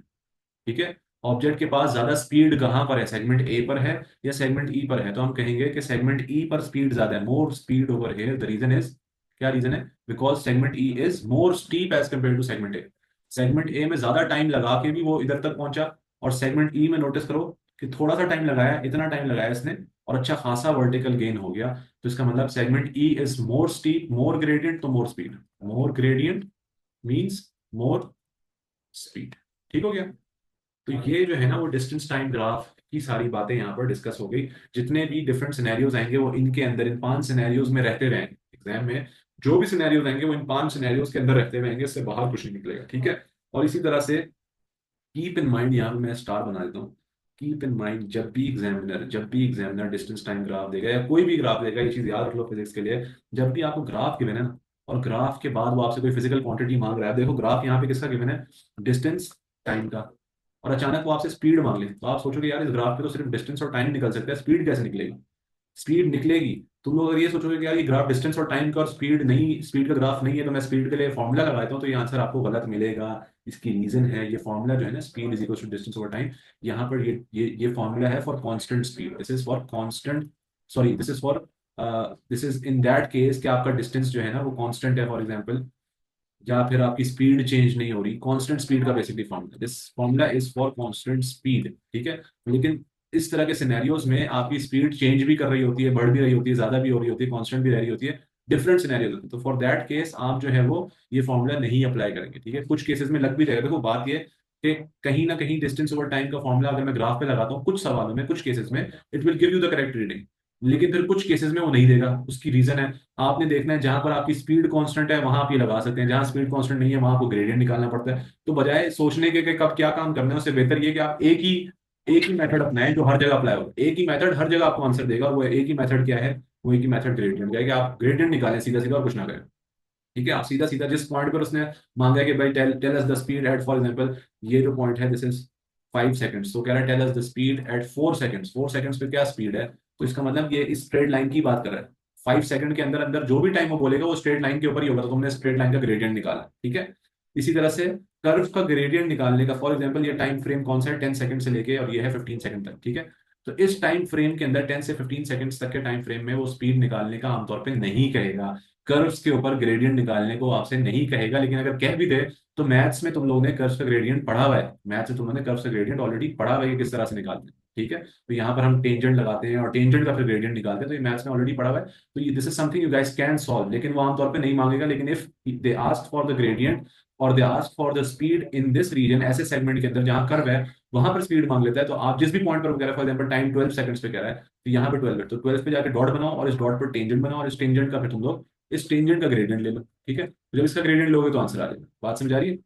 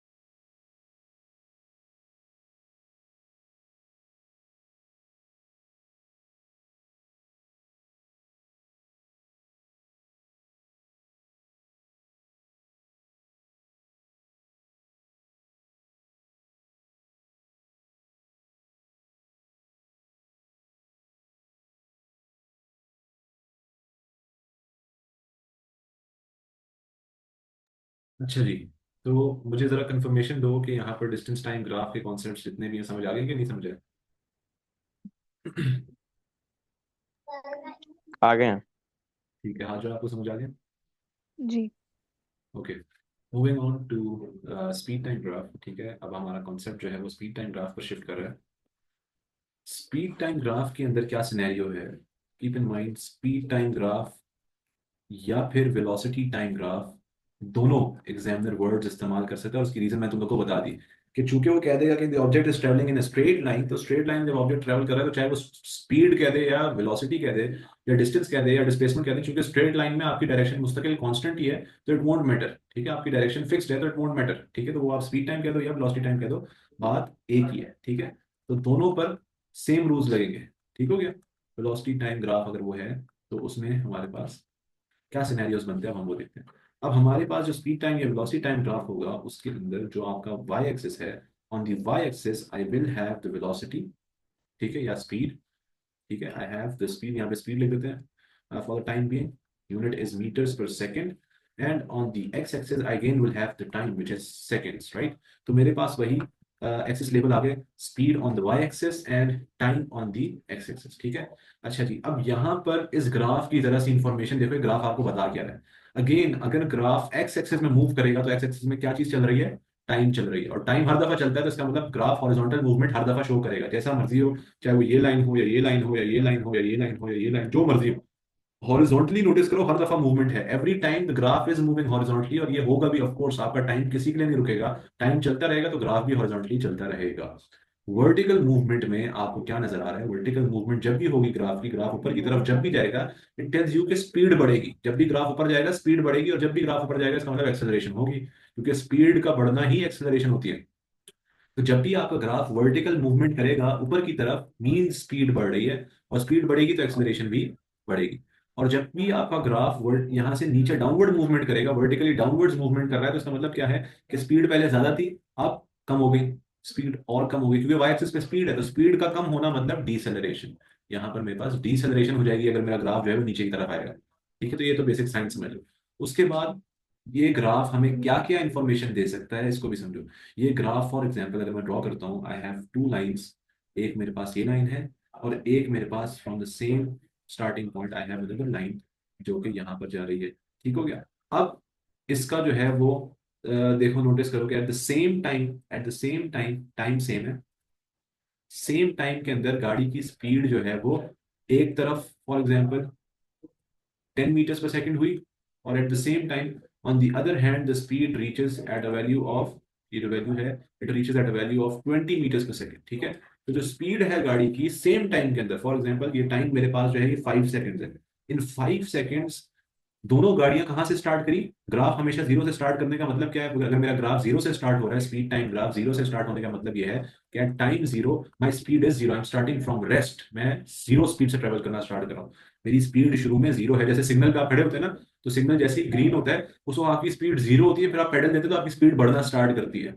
ऐसे ही इमेजिन करो दिमाग में कि आप सिग्नल पे खड़े हैं तो आप यहाँ पर हैं, और जैसे ही सिग्नल ग्रीन हुआ तो ये आपका टाइम भी स्टार्ट हो गया और आपकी स्पीड भी बढ़ना शुरू हो गई। ठीक है, अब सिग्नल से दो गाड़ियां निकलती हैं, दो गाड़ियों में से 5 सेकंड बाद गाड़ी नंबर वन जो है उसकी स्पीड हो जाती है 10 meters per second, और गाड़ी नंबर टू जो है उसकी स्पीड हो जाती है 20 meters per second। What does it tell you, same given time में एक गाड़ी ज्यादा स्पीड गेन कर रही है और उसी टाइम में दूसरी गाड़ी कम स्पीड गेन कर रही है। The change in velocity for car 1, if I talk about this is car 1 and this is car 2, for car 1 if I talk about the change in velocity या speed, बात एक ही है, मैं change in velocity पर unit time अगर मैं कहूँ कि आपकी गाड़ी जो है, गाड़ी नंबर वन जो है, वो चेंज इन वेलोसिटी कितना आ रहा है उसका, गाड़ी नंबर वन का चेंज इन वेलोसिटी कितना है, what is the change in velocity, that is from zero, vertical की बात हो रही है, change in velocity is the vertical gain, क्योंकि वाई एक्सिस पे वेलोसिटी है, तो वर्टिकल गेन कितना है इसका 10, और टाइम कितना लिया इसने 5 सेकंड, तो 10 इसका वर्टिकल गेन है, और ये 10 meters per second की स्पीड इसने रीच करी 5 सेकंड्स के अंदर। तो यहां से जो मेरे पास आंसर आ रहा है that is 2 meters per second square, और ये 2 meters per second square basically क्या है, it is the acceleration of the car, ये आपको एक्सेलरेशन दे रहा है, it gives you the acceleration. ठीक है, देखो तुम लोग को ना एक बात बताता हूँ, कोऑर्डिनेट ज्योमेट्री की एक बात है कि ग्रेडियंट जो है ना, हमेशा ग्रेडियंट का फॉर्मूला क्या है, what is gradient, gradient is the change in Y axis over the change in X axis, gradient is always rise over run, Y axis में आपने कितना चेंज किया as compared to X axis. ठीक है, अगर मैं दो पॉइंट्स की बात करता हूँ कि मुझे बताओ what is the gradient between this point and this point, तो इस पॉइंट और इस पॉइंट के दरमियान में वर्टिकल गेन कितना था, ये वर्टिकल गेन है delta Y change in Y axis, और ये हॉरिजॉन्टल गेन कितना था, तो इन दोनों का रेशियो जो है ना वो ग्रेडियंट होता है, delta Y change in Y axis और चेंज इन एक्स एक्सिस, इसको हम ग्रेडियंट कहते हैं। ठीक है, अब मुझे बताओ जरा गौर से देखिए कि मेरे ग्राफ पे क्या ये वाई एक्सिस यहाँ पे लेबल हुआ है या स्पीड लेवल हुआ है या वेलोसिटी लेवल हुआ है। ठीक है, यहाँ पर मेरे पास वाई एक्सिस में वाई के बजाय जो मैं मेरे पास वाई एक्सिस है, it stands for the velocity. ठीक है, तो मेरा वाई एक्सिस स्पीड नहीं, वो वाई एक्सिस पे वाई नहीं लिखा, मेरे वाई एक्सिस पे वाई की जगह पर वेलोसिटी लिखा हुआ है, और एक्स की जगह पर मेरे पास टाइम लिखा हुआ है, मेरे पास एक्स की जगह पे क्या लिखा हुआ है, टाइम लिखा हुआ है, तो आई have time instead of x, right, तो मेरे पास एक्स एक्सिस पे जो है वो टाइम है, तो डिनोमिनेटर में जहां एक्स है, एक्स की जगह पे मेरे पास क्या आ गया टी। ये फॉर्मूला किसका है, याद करो ये फॉर्मूला किसका है, अब ये अगर मैं ऊपर जाके शो भी करूं, this formula is for what, this is the formula for acceleration हाँ और जी। नॉट, ये देखो ये फॉर्मूला दिया है कि नहीं दिया हुआ, ये एक्सेलरेशन का फॉर्मूला, और जो ग्रेडियंट का फॉर्मूला है, जो एक्सेलरेशन का फॉर्मूला और स्पीड टाइम ग्राफ के ग्रेडियंट का फॉर्मूला सेम बना कि नहीं बना, ऊपर जो हमने एक्सेलरेशन का फॉर्मूला पढ़ा था वो भी डेल्टा वी बाई टी था, और जो यहाँ पर हमने ग्रेडियंट का फॉर्मूला पढ़ा वो भी क्या है, डेल्टा वी बाई टी है। तो इसका मतलब स्पीड टाइम ग्राफ या वेलोसिटी टाइम ग्राफ का हमें एक इन्फॉर्मेशन इस ग्राफ से मिल गई।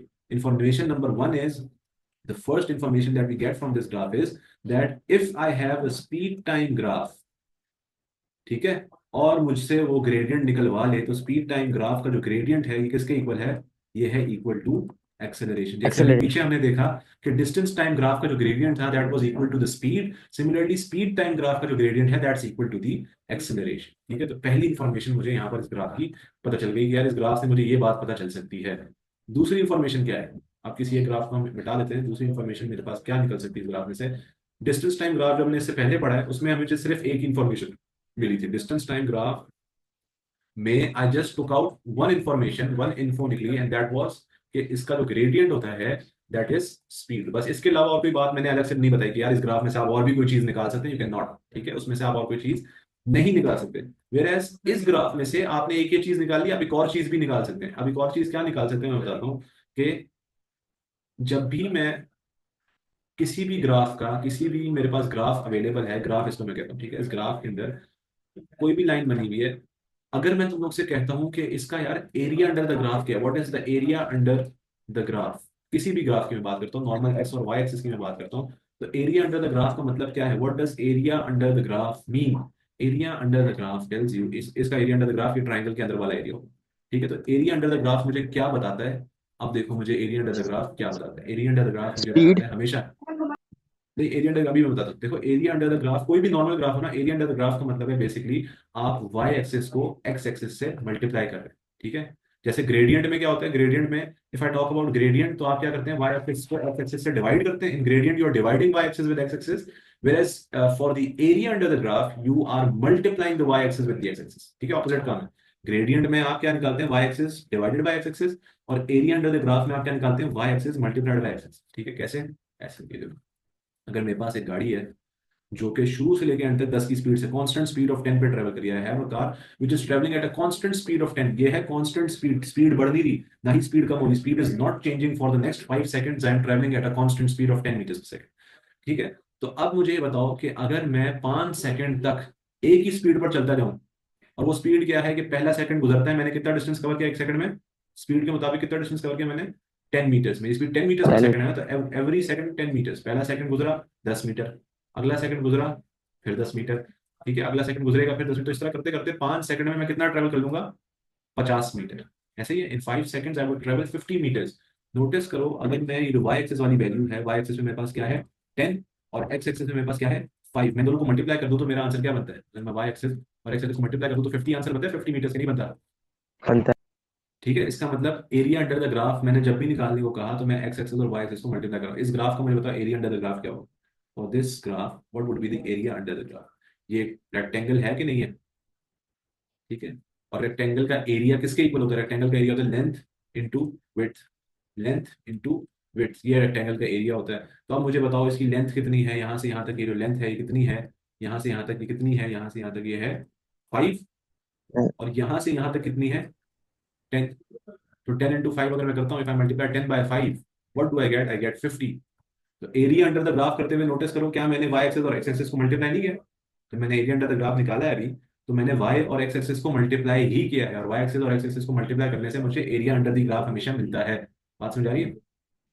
अब मेरे पास इस केस में y और x नहीं है, मेरे पास y की जगह पे क्या है, instead of y what do I have, instead of y मेरे पास क्या है s, और इंस्टेड ऑफ x मेरे पास क्या है t।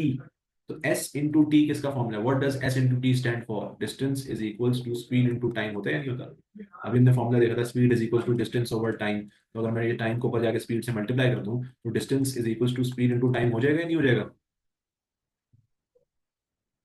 हो जाए। ठीक है, तो distance is equal to speed into time, और स्पीड आपका क्या था, स्पीड आपका वाई एक्सिस था और टाइम आपका एक्स एक्सिस था। तो वाई एक्सिस और एक्स एक्सिस को जब मैं मल्टीप्लाई करूंगा, मतलब वाई एक्सिस और एक्स एक्सिस को मल्टीप्लाई करने का क्या मतलब है, इसका मतलब है जब मैं एरिया अंडर द ग्राफ निकालूंगा तो मुझे क्या मिलेगा, I get the distance, I always get the distance. ठीक है, मुझे हमेशा डिस्टेंस मिलेगा।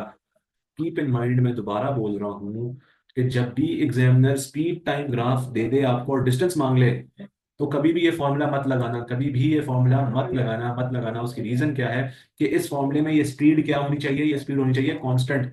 इस केस में जो मैंने यहाँ केस ड्रॉ किया है इस पे तो ये लग जाएगा, यहाँ तो चलो ये पास है तरीका, लेकिन अगर मेरा ग्राफ बजाय कांस्टेंट स्पीड के मेरा ग्राफ ऐसा होता, यूं करके होता मेरा ग्राफ, ठीक है, कि वो शुरू से 10 सेकंड 10 मीटर पर सेकंड, उसकी स्पीड शुरू से 10 नहीं होती, उसकी स्पीड शुरू से 10 नहीं होती, ये नहीं होता, उसका स्पीड जीरो से बढ़ती बढ़ती बढ़ती बढ़ती 10 पे जाती। कि पहले सेकंड हो सकता है उसकी कुछ कम होती, 4 होती, फिर 7 होती, फिर 9 होती, फिर जाके 10 होती। शुरू से स्पीड कॉन्स्टेंटली 10 नहीं होती, बल्कि speed was is not constant. If it is not constant, in that case this formula is a failure, ये फॉर्मूला नहीं लग सकता। तो जब आप ये फॉर्मूला नहीं लगा सकते तो फिर आप क्यों लगाएंगे? जब आपसे वो डिस्टेंस मांगेगा और आप ये फॉर्मूला नहीं लगा सकते, क्यों नहीं लगा सकते? इसलिए नहीं लगा सकते कि आपकी स्पीड ही कांस्टेंट नहीं है, स्पीड आपकी मुस्तकिल चेंज हो रही है। यहाँ पर आपके पास एक स्पीड की वैल्यू डालने का ऑप्शन है, आप कौन सी स्पीड डालोगे? ये वाली डालोगे या ये डालो, कौन सी स्पीड डालोगे? यू डू नॉट नो, ठीक है। तो this formula would be a failure if you go for this formula whenever finding out distance, whenever you have a speed time graph, it will give you the wrong answer हमेशा। तो फिर क्या करें? हम क्या करेंगे, जब भी वो डिस्टेंस मांगेगा, बजाय ये फॉर्मूला लगाने के हम क्या करेंगे, ग्राफ को यूज करेंगे। मैंने अभी ऊपर लिखा था रेड में शुरू में ही कि जब आपके पास ग्राफ गिवन होगा तो find your answers from the graph. When you have the graph, find your answers from the graph, do not go for formula, find your answers from the graph. तो यहाँ पर ग्राफ में हम कहते हैं यार इसने जो स्पीड और टाइम दिया हुआ है, मैं डिस्टेंस कहाँ से निकालूं? डिस्टेंस तो यहाँ कहीं नजर ही नहीं आ रहा मुझे। तो डिस्टेंस बेसिकली इस ग्राफ का एरिया अंडर द ग्राफ। ठीक है, जैसे अभी हमने इन्फॉर्मेशन नंबर 1 की जब बात की, तो अगर वो एक्सेलरेशन मांगते हैं तो हम कहेंगे यार एक्सेलरेशन तो नजर ही कहीं नहीं आ रही है, स्पीड है यहाँ, टाइम है, वेयर इज एक्सेलरेशन? तो acceleration is basically the gradient of this graph, delta Y over delta X. इसका मैं ग्रेडियंट निकालूंगा तो मुझे एक्सेलरेशन मिल जाएगी। और सिमिलरली अगर मैं इसका एरिया अंडर द ग्राफ निकालूंगा तो मुझे क्या मिल जाएगा? एरिया अंडर द ग्राफ निकालने से मुझे जो है वो डिस्टेंस मिल जाएगा। तो यहाँ पर अगर मैं इस सिनेरियो का एरिया अंडर द ग्राफ निकालता हूँ तो ये बेसिकली एक ट्राइंगल बनता है, और ट्राइंगल का एरिया क्या होता है? Half base into height. Half मेरा क्या है? हाफ बेस क्या है मेरी? बेस मेरी है यहाँ से लेके और यहाँ तक, विच इज 5। तो my base is 5 and my height is what, यहाँ से लेके यहाँ तक, which is 10। My height is 10। तो मैं मल्टीप्लाई करूंगा एंड आई गेट 25 मीटर्स। तो मेरा जो डिस्टेंस है वो क्या है? 25 मीटर्स। नोटिस करो, अगर मैं ये फॉर्मूला लगाता, फॉर्मूले में तो लोग ये वाली स्पीड लेते हैं कि स्पीड 10 है और टाइम 5 है, 10 × 5 मेरा आंसर आ रहा है 50। तो 50 मीटर्स, और असल में आंसर क्या है? 25 मीटर्स। तो इसका मतलब ये मुझे फॉर्मूला गलत रीडिंग दे रहा है, असल तो आंसर मेरा 25 मीटर्स है। बात समझ आ रही है? तो जब भी, अब मैं लिखता हूँ यहाँ पर second piece of information, whenever you have the speed time graph and, आप इसमें से स्पीड टाइम ग्राफ का जब भी एरिया अंडर द ग्राफ निकालेंगे तो आपको क्या मिलेगा? एरिया अंडर द ग्राफ से आपको क्या मिलेगा? आपको डिस्टेंस मिलेगा। ऑलवेज गेट द डिस्टेंस, ठीक है। तो जब भी डिस्टेंस चाहिए, कुछ नहीं सोचना आगे पीछे का, यार क्या करना है क्या नहीं करना, सीधा एरिया अंडर द ग्राफ निकालो, जिस भी रीजन का उसने कहा भाई find out the distance travelled by the car in 5 seconds. तो 5 सेकंड्स में देखो जो भी शेप है उस शेप का डिस्टेंस निकालो। Find out the distance travelled by the car, for example आगे जो है वो ये ग्राफ ऐसा बन रहा है कुछ यूं करके, ठीक है। और यहाँ पर जो है वो फॉर एग्जांपल टाइम जो है that is for example 8 seconds. और एग्जांपल कहता है find the distance travelled by the car in the first 8 seconds of the journey. तो 8 सेकंड्स का पूरा डिस्टेंस निकालने के लिए पूरा एरिया अंडर द ग्राफ निकालना पड़ेगा, जो कि ट्रेपीजियम बन रहा है। अगर ट्रेपीजियम का फॉर्मूला नहीं आता तो ये ट्राइंगल को अलग से निकाल दो और इस रेक्टेंगल को अलग से निकाल दो। Tell the distance travel by the car, सवाल आता है tell the distance travel when when the speed is constant. उस वक्त कितना डिस्टेंस ट्रेवल किया गाड़ी ने जब उसकी स्पीड कांस्टेंट थी? तो हम कहेंगे यार इसकी स्पीड कांस्टेंट है यहाँ से लेके यहाँ तक, क्योंकि यहाँ पर तो स्पीड इंक्रीज हो रही है, वाई एक्सेस में गेन आ रहा है, इसका मतलब इसकी स्पीड बढ़ रही है। स्पीड कांस्टेंट कहाँ है? यहाँ से यहाँ तक, इस सेगमेंट में, सेगमेंट बी में इसकी स्पीड कांस्टेंट है। तो इसका सिर्फ एरिया अंडर द ग्राफ निकालो। अगर मुझे यहाँ का डिस्टेंस चाहिए तो फिर मैं सिर्फ इस रेक्टेंगल का एरिया निकालूंगा। वो कहता है find the speed of the car, sorry find the distance travelled by the car when the speed is increasing when the car is accelerating. तो हम कहेंगे यार गाड़ी एक्सेलरेट सिर्फ इस सेगमेंट में कर रही है, यहाँ तो एक्सेलरेट कर ही नहीं रही। तो ये नहीं होगा, सिर्फ मुझे इस सेगमेंट का निकालना है डिस्टेंस। तो इस सेगमेंट का डिस्टेंस निकालने के लिए मैं सिर्फ क्या करूंगा? मैं ट्राइंगल का डिस्टेंस निकालूंगा। तो इस तरह के सवाल एग्जामिनर डेवलप करेगा, ठीक है। I hope this is clear, ठीक है। जो इन्फॉर्मेशन हमें स्पीड टाइम ग्राफ देता है वो इन्फॉर्मेशन हमें पता चल गई, दो इन्फॉर्मेशन देता है। अनलाइक डिस्टेंस टाइम ग्राफ हमें सिर्फ एक ही इन्फॉर्मेशन देता था, स्पीड टाइम ग्राफ हमें दो पीसेज ऑफ इन्फॉर्मेशन दे रहा है। और वो दो पीसेज ऑफ इन्फॉर्मेशन क्या है? ये बिल्कुल ग्राफ के नीचे रेड में लिखी हुई है मैंने। पहली, कि स्पीड टाइम ग्राफ का जब मैं ग्रेडियंट निकालूंगा तो ग्रेडियंट को निकालने से मुझे क्या मिलेगा? मुझे एक्सेलरेशन मिलेगी। और सिमिलरली अगर मैं एरिया अंडर द ग्राफ निकालूंगा तो एरिया अंडर द ग्राफ निकालने से मुझे डिस्टेंस मिलेगी, ठीक है। तो ये बातें दोनों क्लियर हो गई। अच्छा जी, अब सिनेरियो जो है वो हम ड्रॉ करते हैं कि किस सिनेरियो पे क्या हो रहा है। तो फर्स्ट सिनेरियो सेम बनेगा जैसे पहले बना था। फर्स्ट सिनेरियो इज कि आपके पास एक कांस्टेंट ग्रेडियंट वाली स्ट्रेट लाइन है, एक स्ट्रेट लाइन है, सेगमेंट ए इसका नाम है। ये सेगमेंट ए जो है बेसिकली एक कांस्टेंट ग्रेडियंट की स्ट्रेट लाइन है, ठीक है। तो सेगमेंट ए चूंकि कांस्टेंट ग्रेडियंट है तो व्हाट वुड इट बी? यहाँ पर कांस्टेंट ग्रेडियंट है और हमारा ग्रेडियंट स्पीड टाइम ग्राफ का ग्रेडियंट क्या हुआ? एक्सेलरेशन हुआ। तो इसका मतलब segment A is constant acceleration वाला सेगमेंट। यहाँ पर एक्सेलरेशन क्या है? It is constant acceleration. उसके बाद हम ड्रॉ करते हैं सेगमेंट बी। सेगमेंट बी में क्या हो रहा है? सेगमेंट बी में आपकी लाइन हॉरिजॉन्टल हो गई और हॉरिजॉन्टल लाइन का ग्रेडियंट जीरो होता है। There is no slope, no steepness of a horizontal line. Horizontal line की स्टीपनेस होती ही नहीं है। और नोटिस करो मेरे पास वाई एक्सेस पे क्या है? वाई एक्सेस पे मेरे पास स्पीड, और स्पीड चेंज नहीं कर रही, स्पीड आपकी सेम है। अगर ये 10 मीटर पर सेकंड में ट्रैवल करे तो इसी पे कर रहा है ट्रैवल, तो स्पीड जब चेंज नहीं करती तो एक्सेलरेशन जीरो होती है। याद करो, व्हेनेवर योर स्पीड और your velocity is constant, your acceleration is zero. Acceleration का मतलब ही स्पीड का बढ़ना या कम होना। ठीक है, तो यहाँ पर चूंकि स्पीड ही चेंज नहीं कर रही, इसका मतलब एक्सेलरेशन जीरो है। और अगर ग्रेडियंट वाले परस्पेक्टिव से देखें तो जीरो ग्रेडियंट है। हॉरिजॉन्टल लाइन का ग्रेडियंट क्या होता है? जीरो होता है, which tells me zero acceleration है। और जीरो एक्सेलरेशन का मतलब it tells me it is at constant speed. इसकी स्पीड या इसकी वेलोसिटी क्या है? कांस्टेंट है। ठीक है। अच्छा जी, उसके बाद the next segment I have is an increasing curve. एक कर्व के जिसका ग्रेडियंट मुस्तकिल बढ़ रहा है, जैसे पहले था सेगमेंट सी, ग्रेडियंट मुस्तकिल बढ़ रहा है, स्टीपनेस इज इंक्रीजिंग, ज्यादा ज्यादा वर्टिकल होता जा रहा है। ठीक है, पहले स्टीपनेस कम है, आहिस्ता आहिस्ता स्टीपनेस बढ़ती जा रही है। स्टीपनेस बढ़ते जाने का मतलब क्या है? ग्रेडियंट का बढ़ते जाना। और ग्रेडियंट के बढ़ते जाने का मतलब यह है कि एक्सेलरेशन का बढ़ता जाना। तो increasing gradient means increasing acceleration. तो इंक्रीजिंग एक्सेलरेशन का केस इट मींस, ये कौन सा केस है? This is the case of increasing acceleration. याद है मैंने एक्सेलरेशन की टाइप्स पढ़ाई थी। ये देखो, एक्सेलरेशन की टाइप्स पढ़ाई थी, constant acceleration, increasing acceleration, decreasing acceleration and then deceleration. ये चार टाइप्स पढ़ाई थी। तो इसमें से यहां पर जो बन रही है ये वाली, this is constant acceleration type number 1।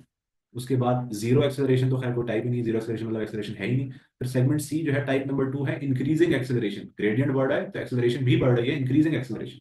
Now segment D would tell me what segment D is basically. Segment D क्या है? सेगमेंट डी जो है वो ग्रेडियंट का कम होना है, ग्रेडियंट कम होता जा रहा है। स्टीपनेस पहले ज्यादा है, स्टीपनेस आहिस्ता आहिस्ता कम हो रही है। तो स्टीपनेस का कम होना, ग्रेडियंट का कम होना, ग्रेडियंट का कम होना, एक्सेलरेशन का कम होना। तो ये टाइप नंबर 3 ऑफ एक्सेलरेशन बन जाएगी। एक्सेलरेशन की third type was decreasing acceleration. So this is decreasing gradient. Decreasing gradient means decreasing acceleration, so this is decreasing acceleration का केस। ठीक है। अच्छा जी, उसके बाद वो आपसे फिर क्या करवाता है? सिनेरियो बनवाता है कुछ इस तरह का। ये सिनेरियो बन गया। इसमें सेगमेंट ई है ये आपका। यहाँ पर क्या हो रहा है, गौर से देखो। वाई एक्सिस में आपकी वैल्यू डिक्रीज हो रही है। वाई एक्सिस का ग्राफ आपका ऊपर नहीं जा रहा बल्कि अब नीचे जा रहा है। इसका मतलब आपकी वाई एक्सिस में ऊपर जाने का क्या मतलब है? स्पीड का बढ़ना। और वाई एक्सिस में नीचे आने का मतलब क्या है? स्पीड का कम होना। स्पीड के कम होने को हम क्या कहते हैं? Call it deceleration. तो इसका मतलब क्या हुआ? स्पीड कम हो रही है, which tells me segment E is basically negative gradient. जब आपका ग्राफ नीचे आ रहा होता है ना, इसको कहते हैं नेगेटिव ग्रेडियंट। नेगेटिव ग्रेडियंट का मतलब है नेगेटिव एक्सेलरेशन, और नेगेटिव एक्सेलरेशन का मतलब है डीसेलरेशन। तो ये डीसेलरेशन वाला segment, segment E is deceleration. Segment E क्या है? It is deceleration. ठीक हो गया। और उसके बाद लास्ट यहाँ पे एक और सेगमेंट बनेगा एक्स्ट्रा। वो बनेगा एक horizontal line exactly on the axis. Axis के ऊपर हॉरिजॉन्टल लाइन जब बनी हुई होगी, तो एक्सिस के ऊपर हॉरिजॉन्टल लाइन का मतलब क्या है? कि आपका स्पीड है ही नहीं, आपकी वर्टिकल वैल्यू जीरो है। वर्टिकल एक्सिस पे क्या है? स्पीड। तो इसका मतलब स्पीड क्या है आपकी? जीरो। स्पीड जीरो का मतलब क्या होता है? You are at rest. आप मूव नहीं जब करते तो that means you are at rest. तो segment F is basically at rest. ठीक है, तो ये सारे different scenarios of speed time graph भी यहाँ पर डिस्कस हो गए। स्पीड टाइम ग्राफ के मुख्तलिफ सिनेरियोज यहाँ पर डिस्कस हो गए। अगर एग्जामिनर स्पीड टाइम ग्राफ देके आपसे एक्सेलरेशन मांगेगा तो आपने ग्रेडियंट निकालना है। और अगर वो डीसेलरेशन मांगेगा तब भी ग्रेडियंट ही निकालना है, क्योंकि डीसेलरेशन भी एक्सेलरेशन की एक टाइप है। तो deceleration for example segment E की डीसेलरेशन मांग रहा है, तो सेगमेंट ई का जब ग्रेडियंट निकालोगे तो ऑटोमेटिक आंसर नेगेटिव आएगा। आंसर इसका आएगा ही नेगेटिव। जब भी आपका ग्राफ नीचे की तरफ आ रहा होता है, इसका ग्रेडियंट आता खुद ऑटोमेटिकली इसकी वैल्यू नेगेटिव आएगी। तो नेगेटिव आने का मतलब ही डीसेलरेशन है। लेकिन अगर तुम लोग कहो सवाल में, सर आपने बोला था कि एक्सेलरेशन मांगेगा तो ग्रेडियंट निकालना है, जब डीसेलरेशन मांगेगा तो आपने बताया ही नहीं क्या करना है। तो डीसेलरेशन भी एक्सेलरेशन की ही टाइप है, तो तब भी आपने ग्रेडियंट निकालना है। बात समझ आ रही है? तो ये जो है ना, यहाँ पर आके आपका काइनेमेटिक्स का टोटल कॉन्सेप्ट कवर अप होता है, जो कि स्टार्ट होता है आपका डेफिनेशन से। पहले काइनेमेटिक्स क्या है, फिर डिस्टेंस डिस्प्लेसमेंट का फर्क क्या है, स्पीड वेलोसिटी का फर्क क्या है, एक्सेलरेशन क्या है, एक्सेलरेशन की टाइप्स कौन कौन सी हैं। ठीक है, एक्सेलरेशन किस किस तरह से होती है, स्पीड का बढ़ना भी एक्सेलरेशन है, स्पीड का कम होना भी एक्सेलरेशन है, और मैग्नीट्यूड चेंज ना हो लेकिन डायरेक्शन का चेंज हो जाना ये भी एक्सेलरेशन है। तीनों केसेस मैंने डिस्कस किए। फिर टाइप्स ऑफ एक्सेलरेशन, चार टाइप्स थी वो डिस्कस की। उसके बाद स्पीड डिस्टेंस टाइम ग्राफ के सारे सिनेरियोज, और ये उसकी सिंगल हिडन इन्फॉर्मेशन, इसमें से जो आप इन्फॉर्मेशन निकाल सकते हैं डिस्टेंस टाइम ग्राफ में से, वो नीचे स्टार में दी हुई है। उसके बाद speed time graph, speed time graph की दो हिडन इन्फॉर्मेशन और उसके मुख्तलिफ scenarios. Keep in mind whenever graph is given, find your answers from the graph, never go for the formula again मैं कह रहा हूं। ठीक है, तो this is all for kinematics. उम्मीद है कि कॉन्सेप्ट्स क्लियर हो गए तुम लोग के इस चैप्टर के।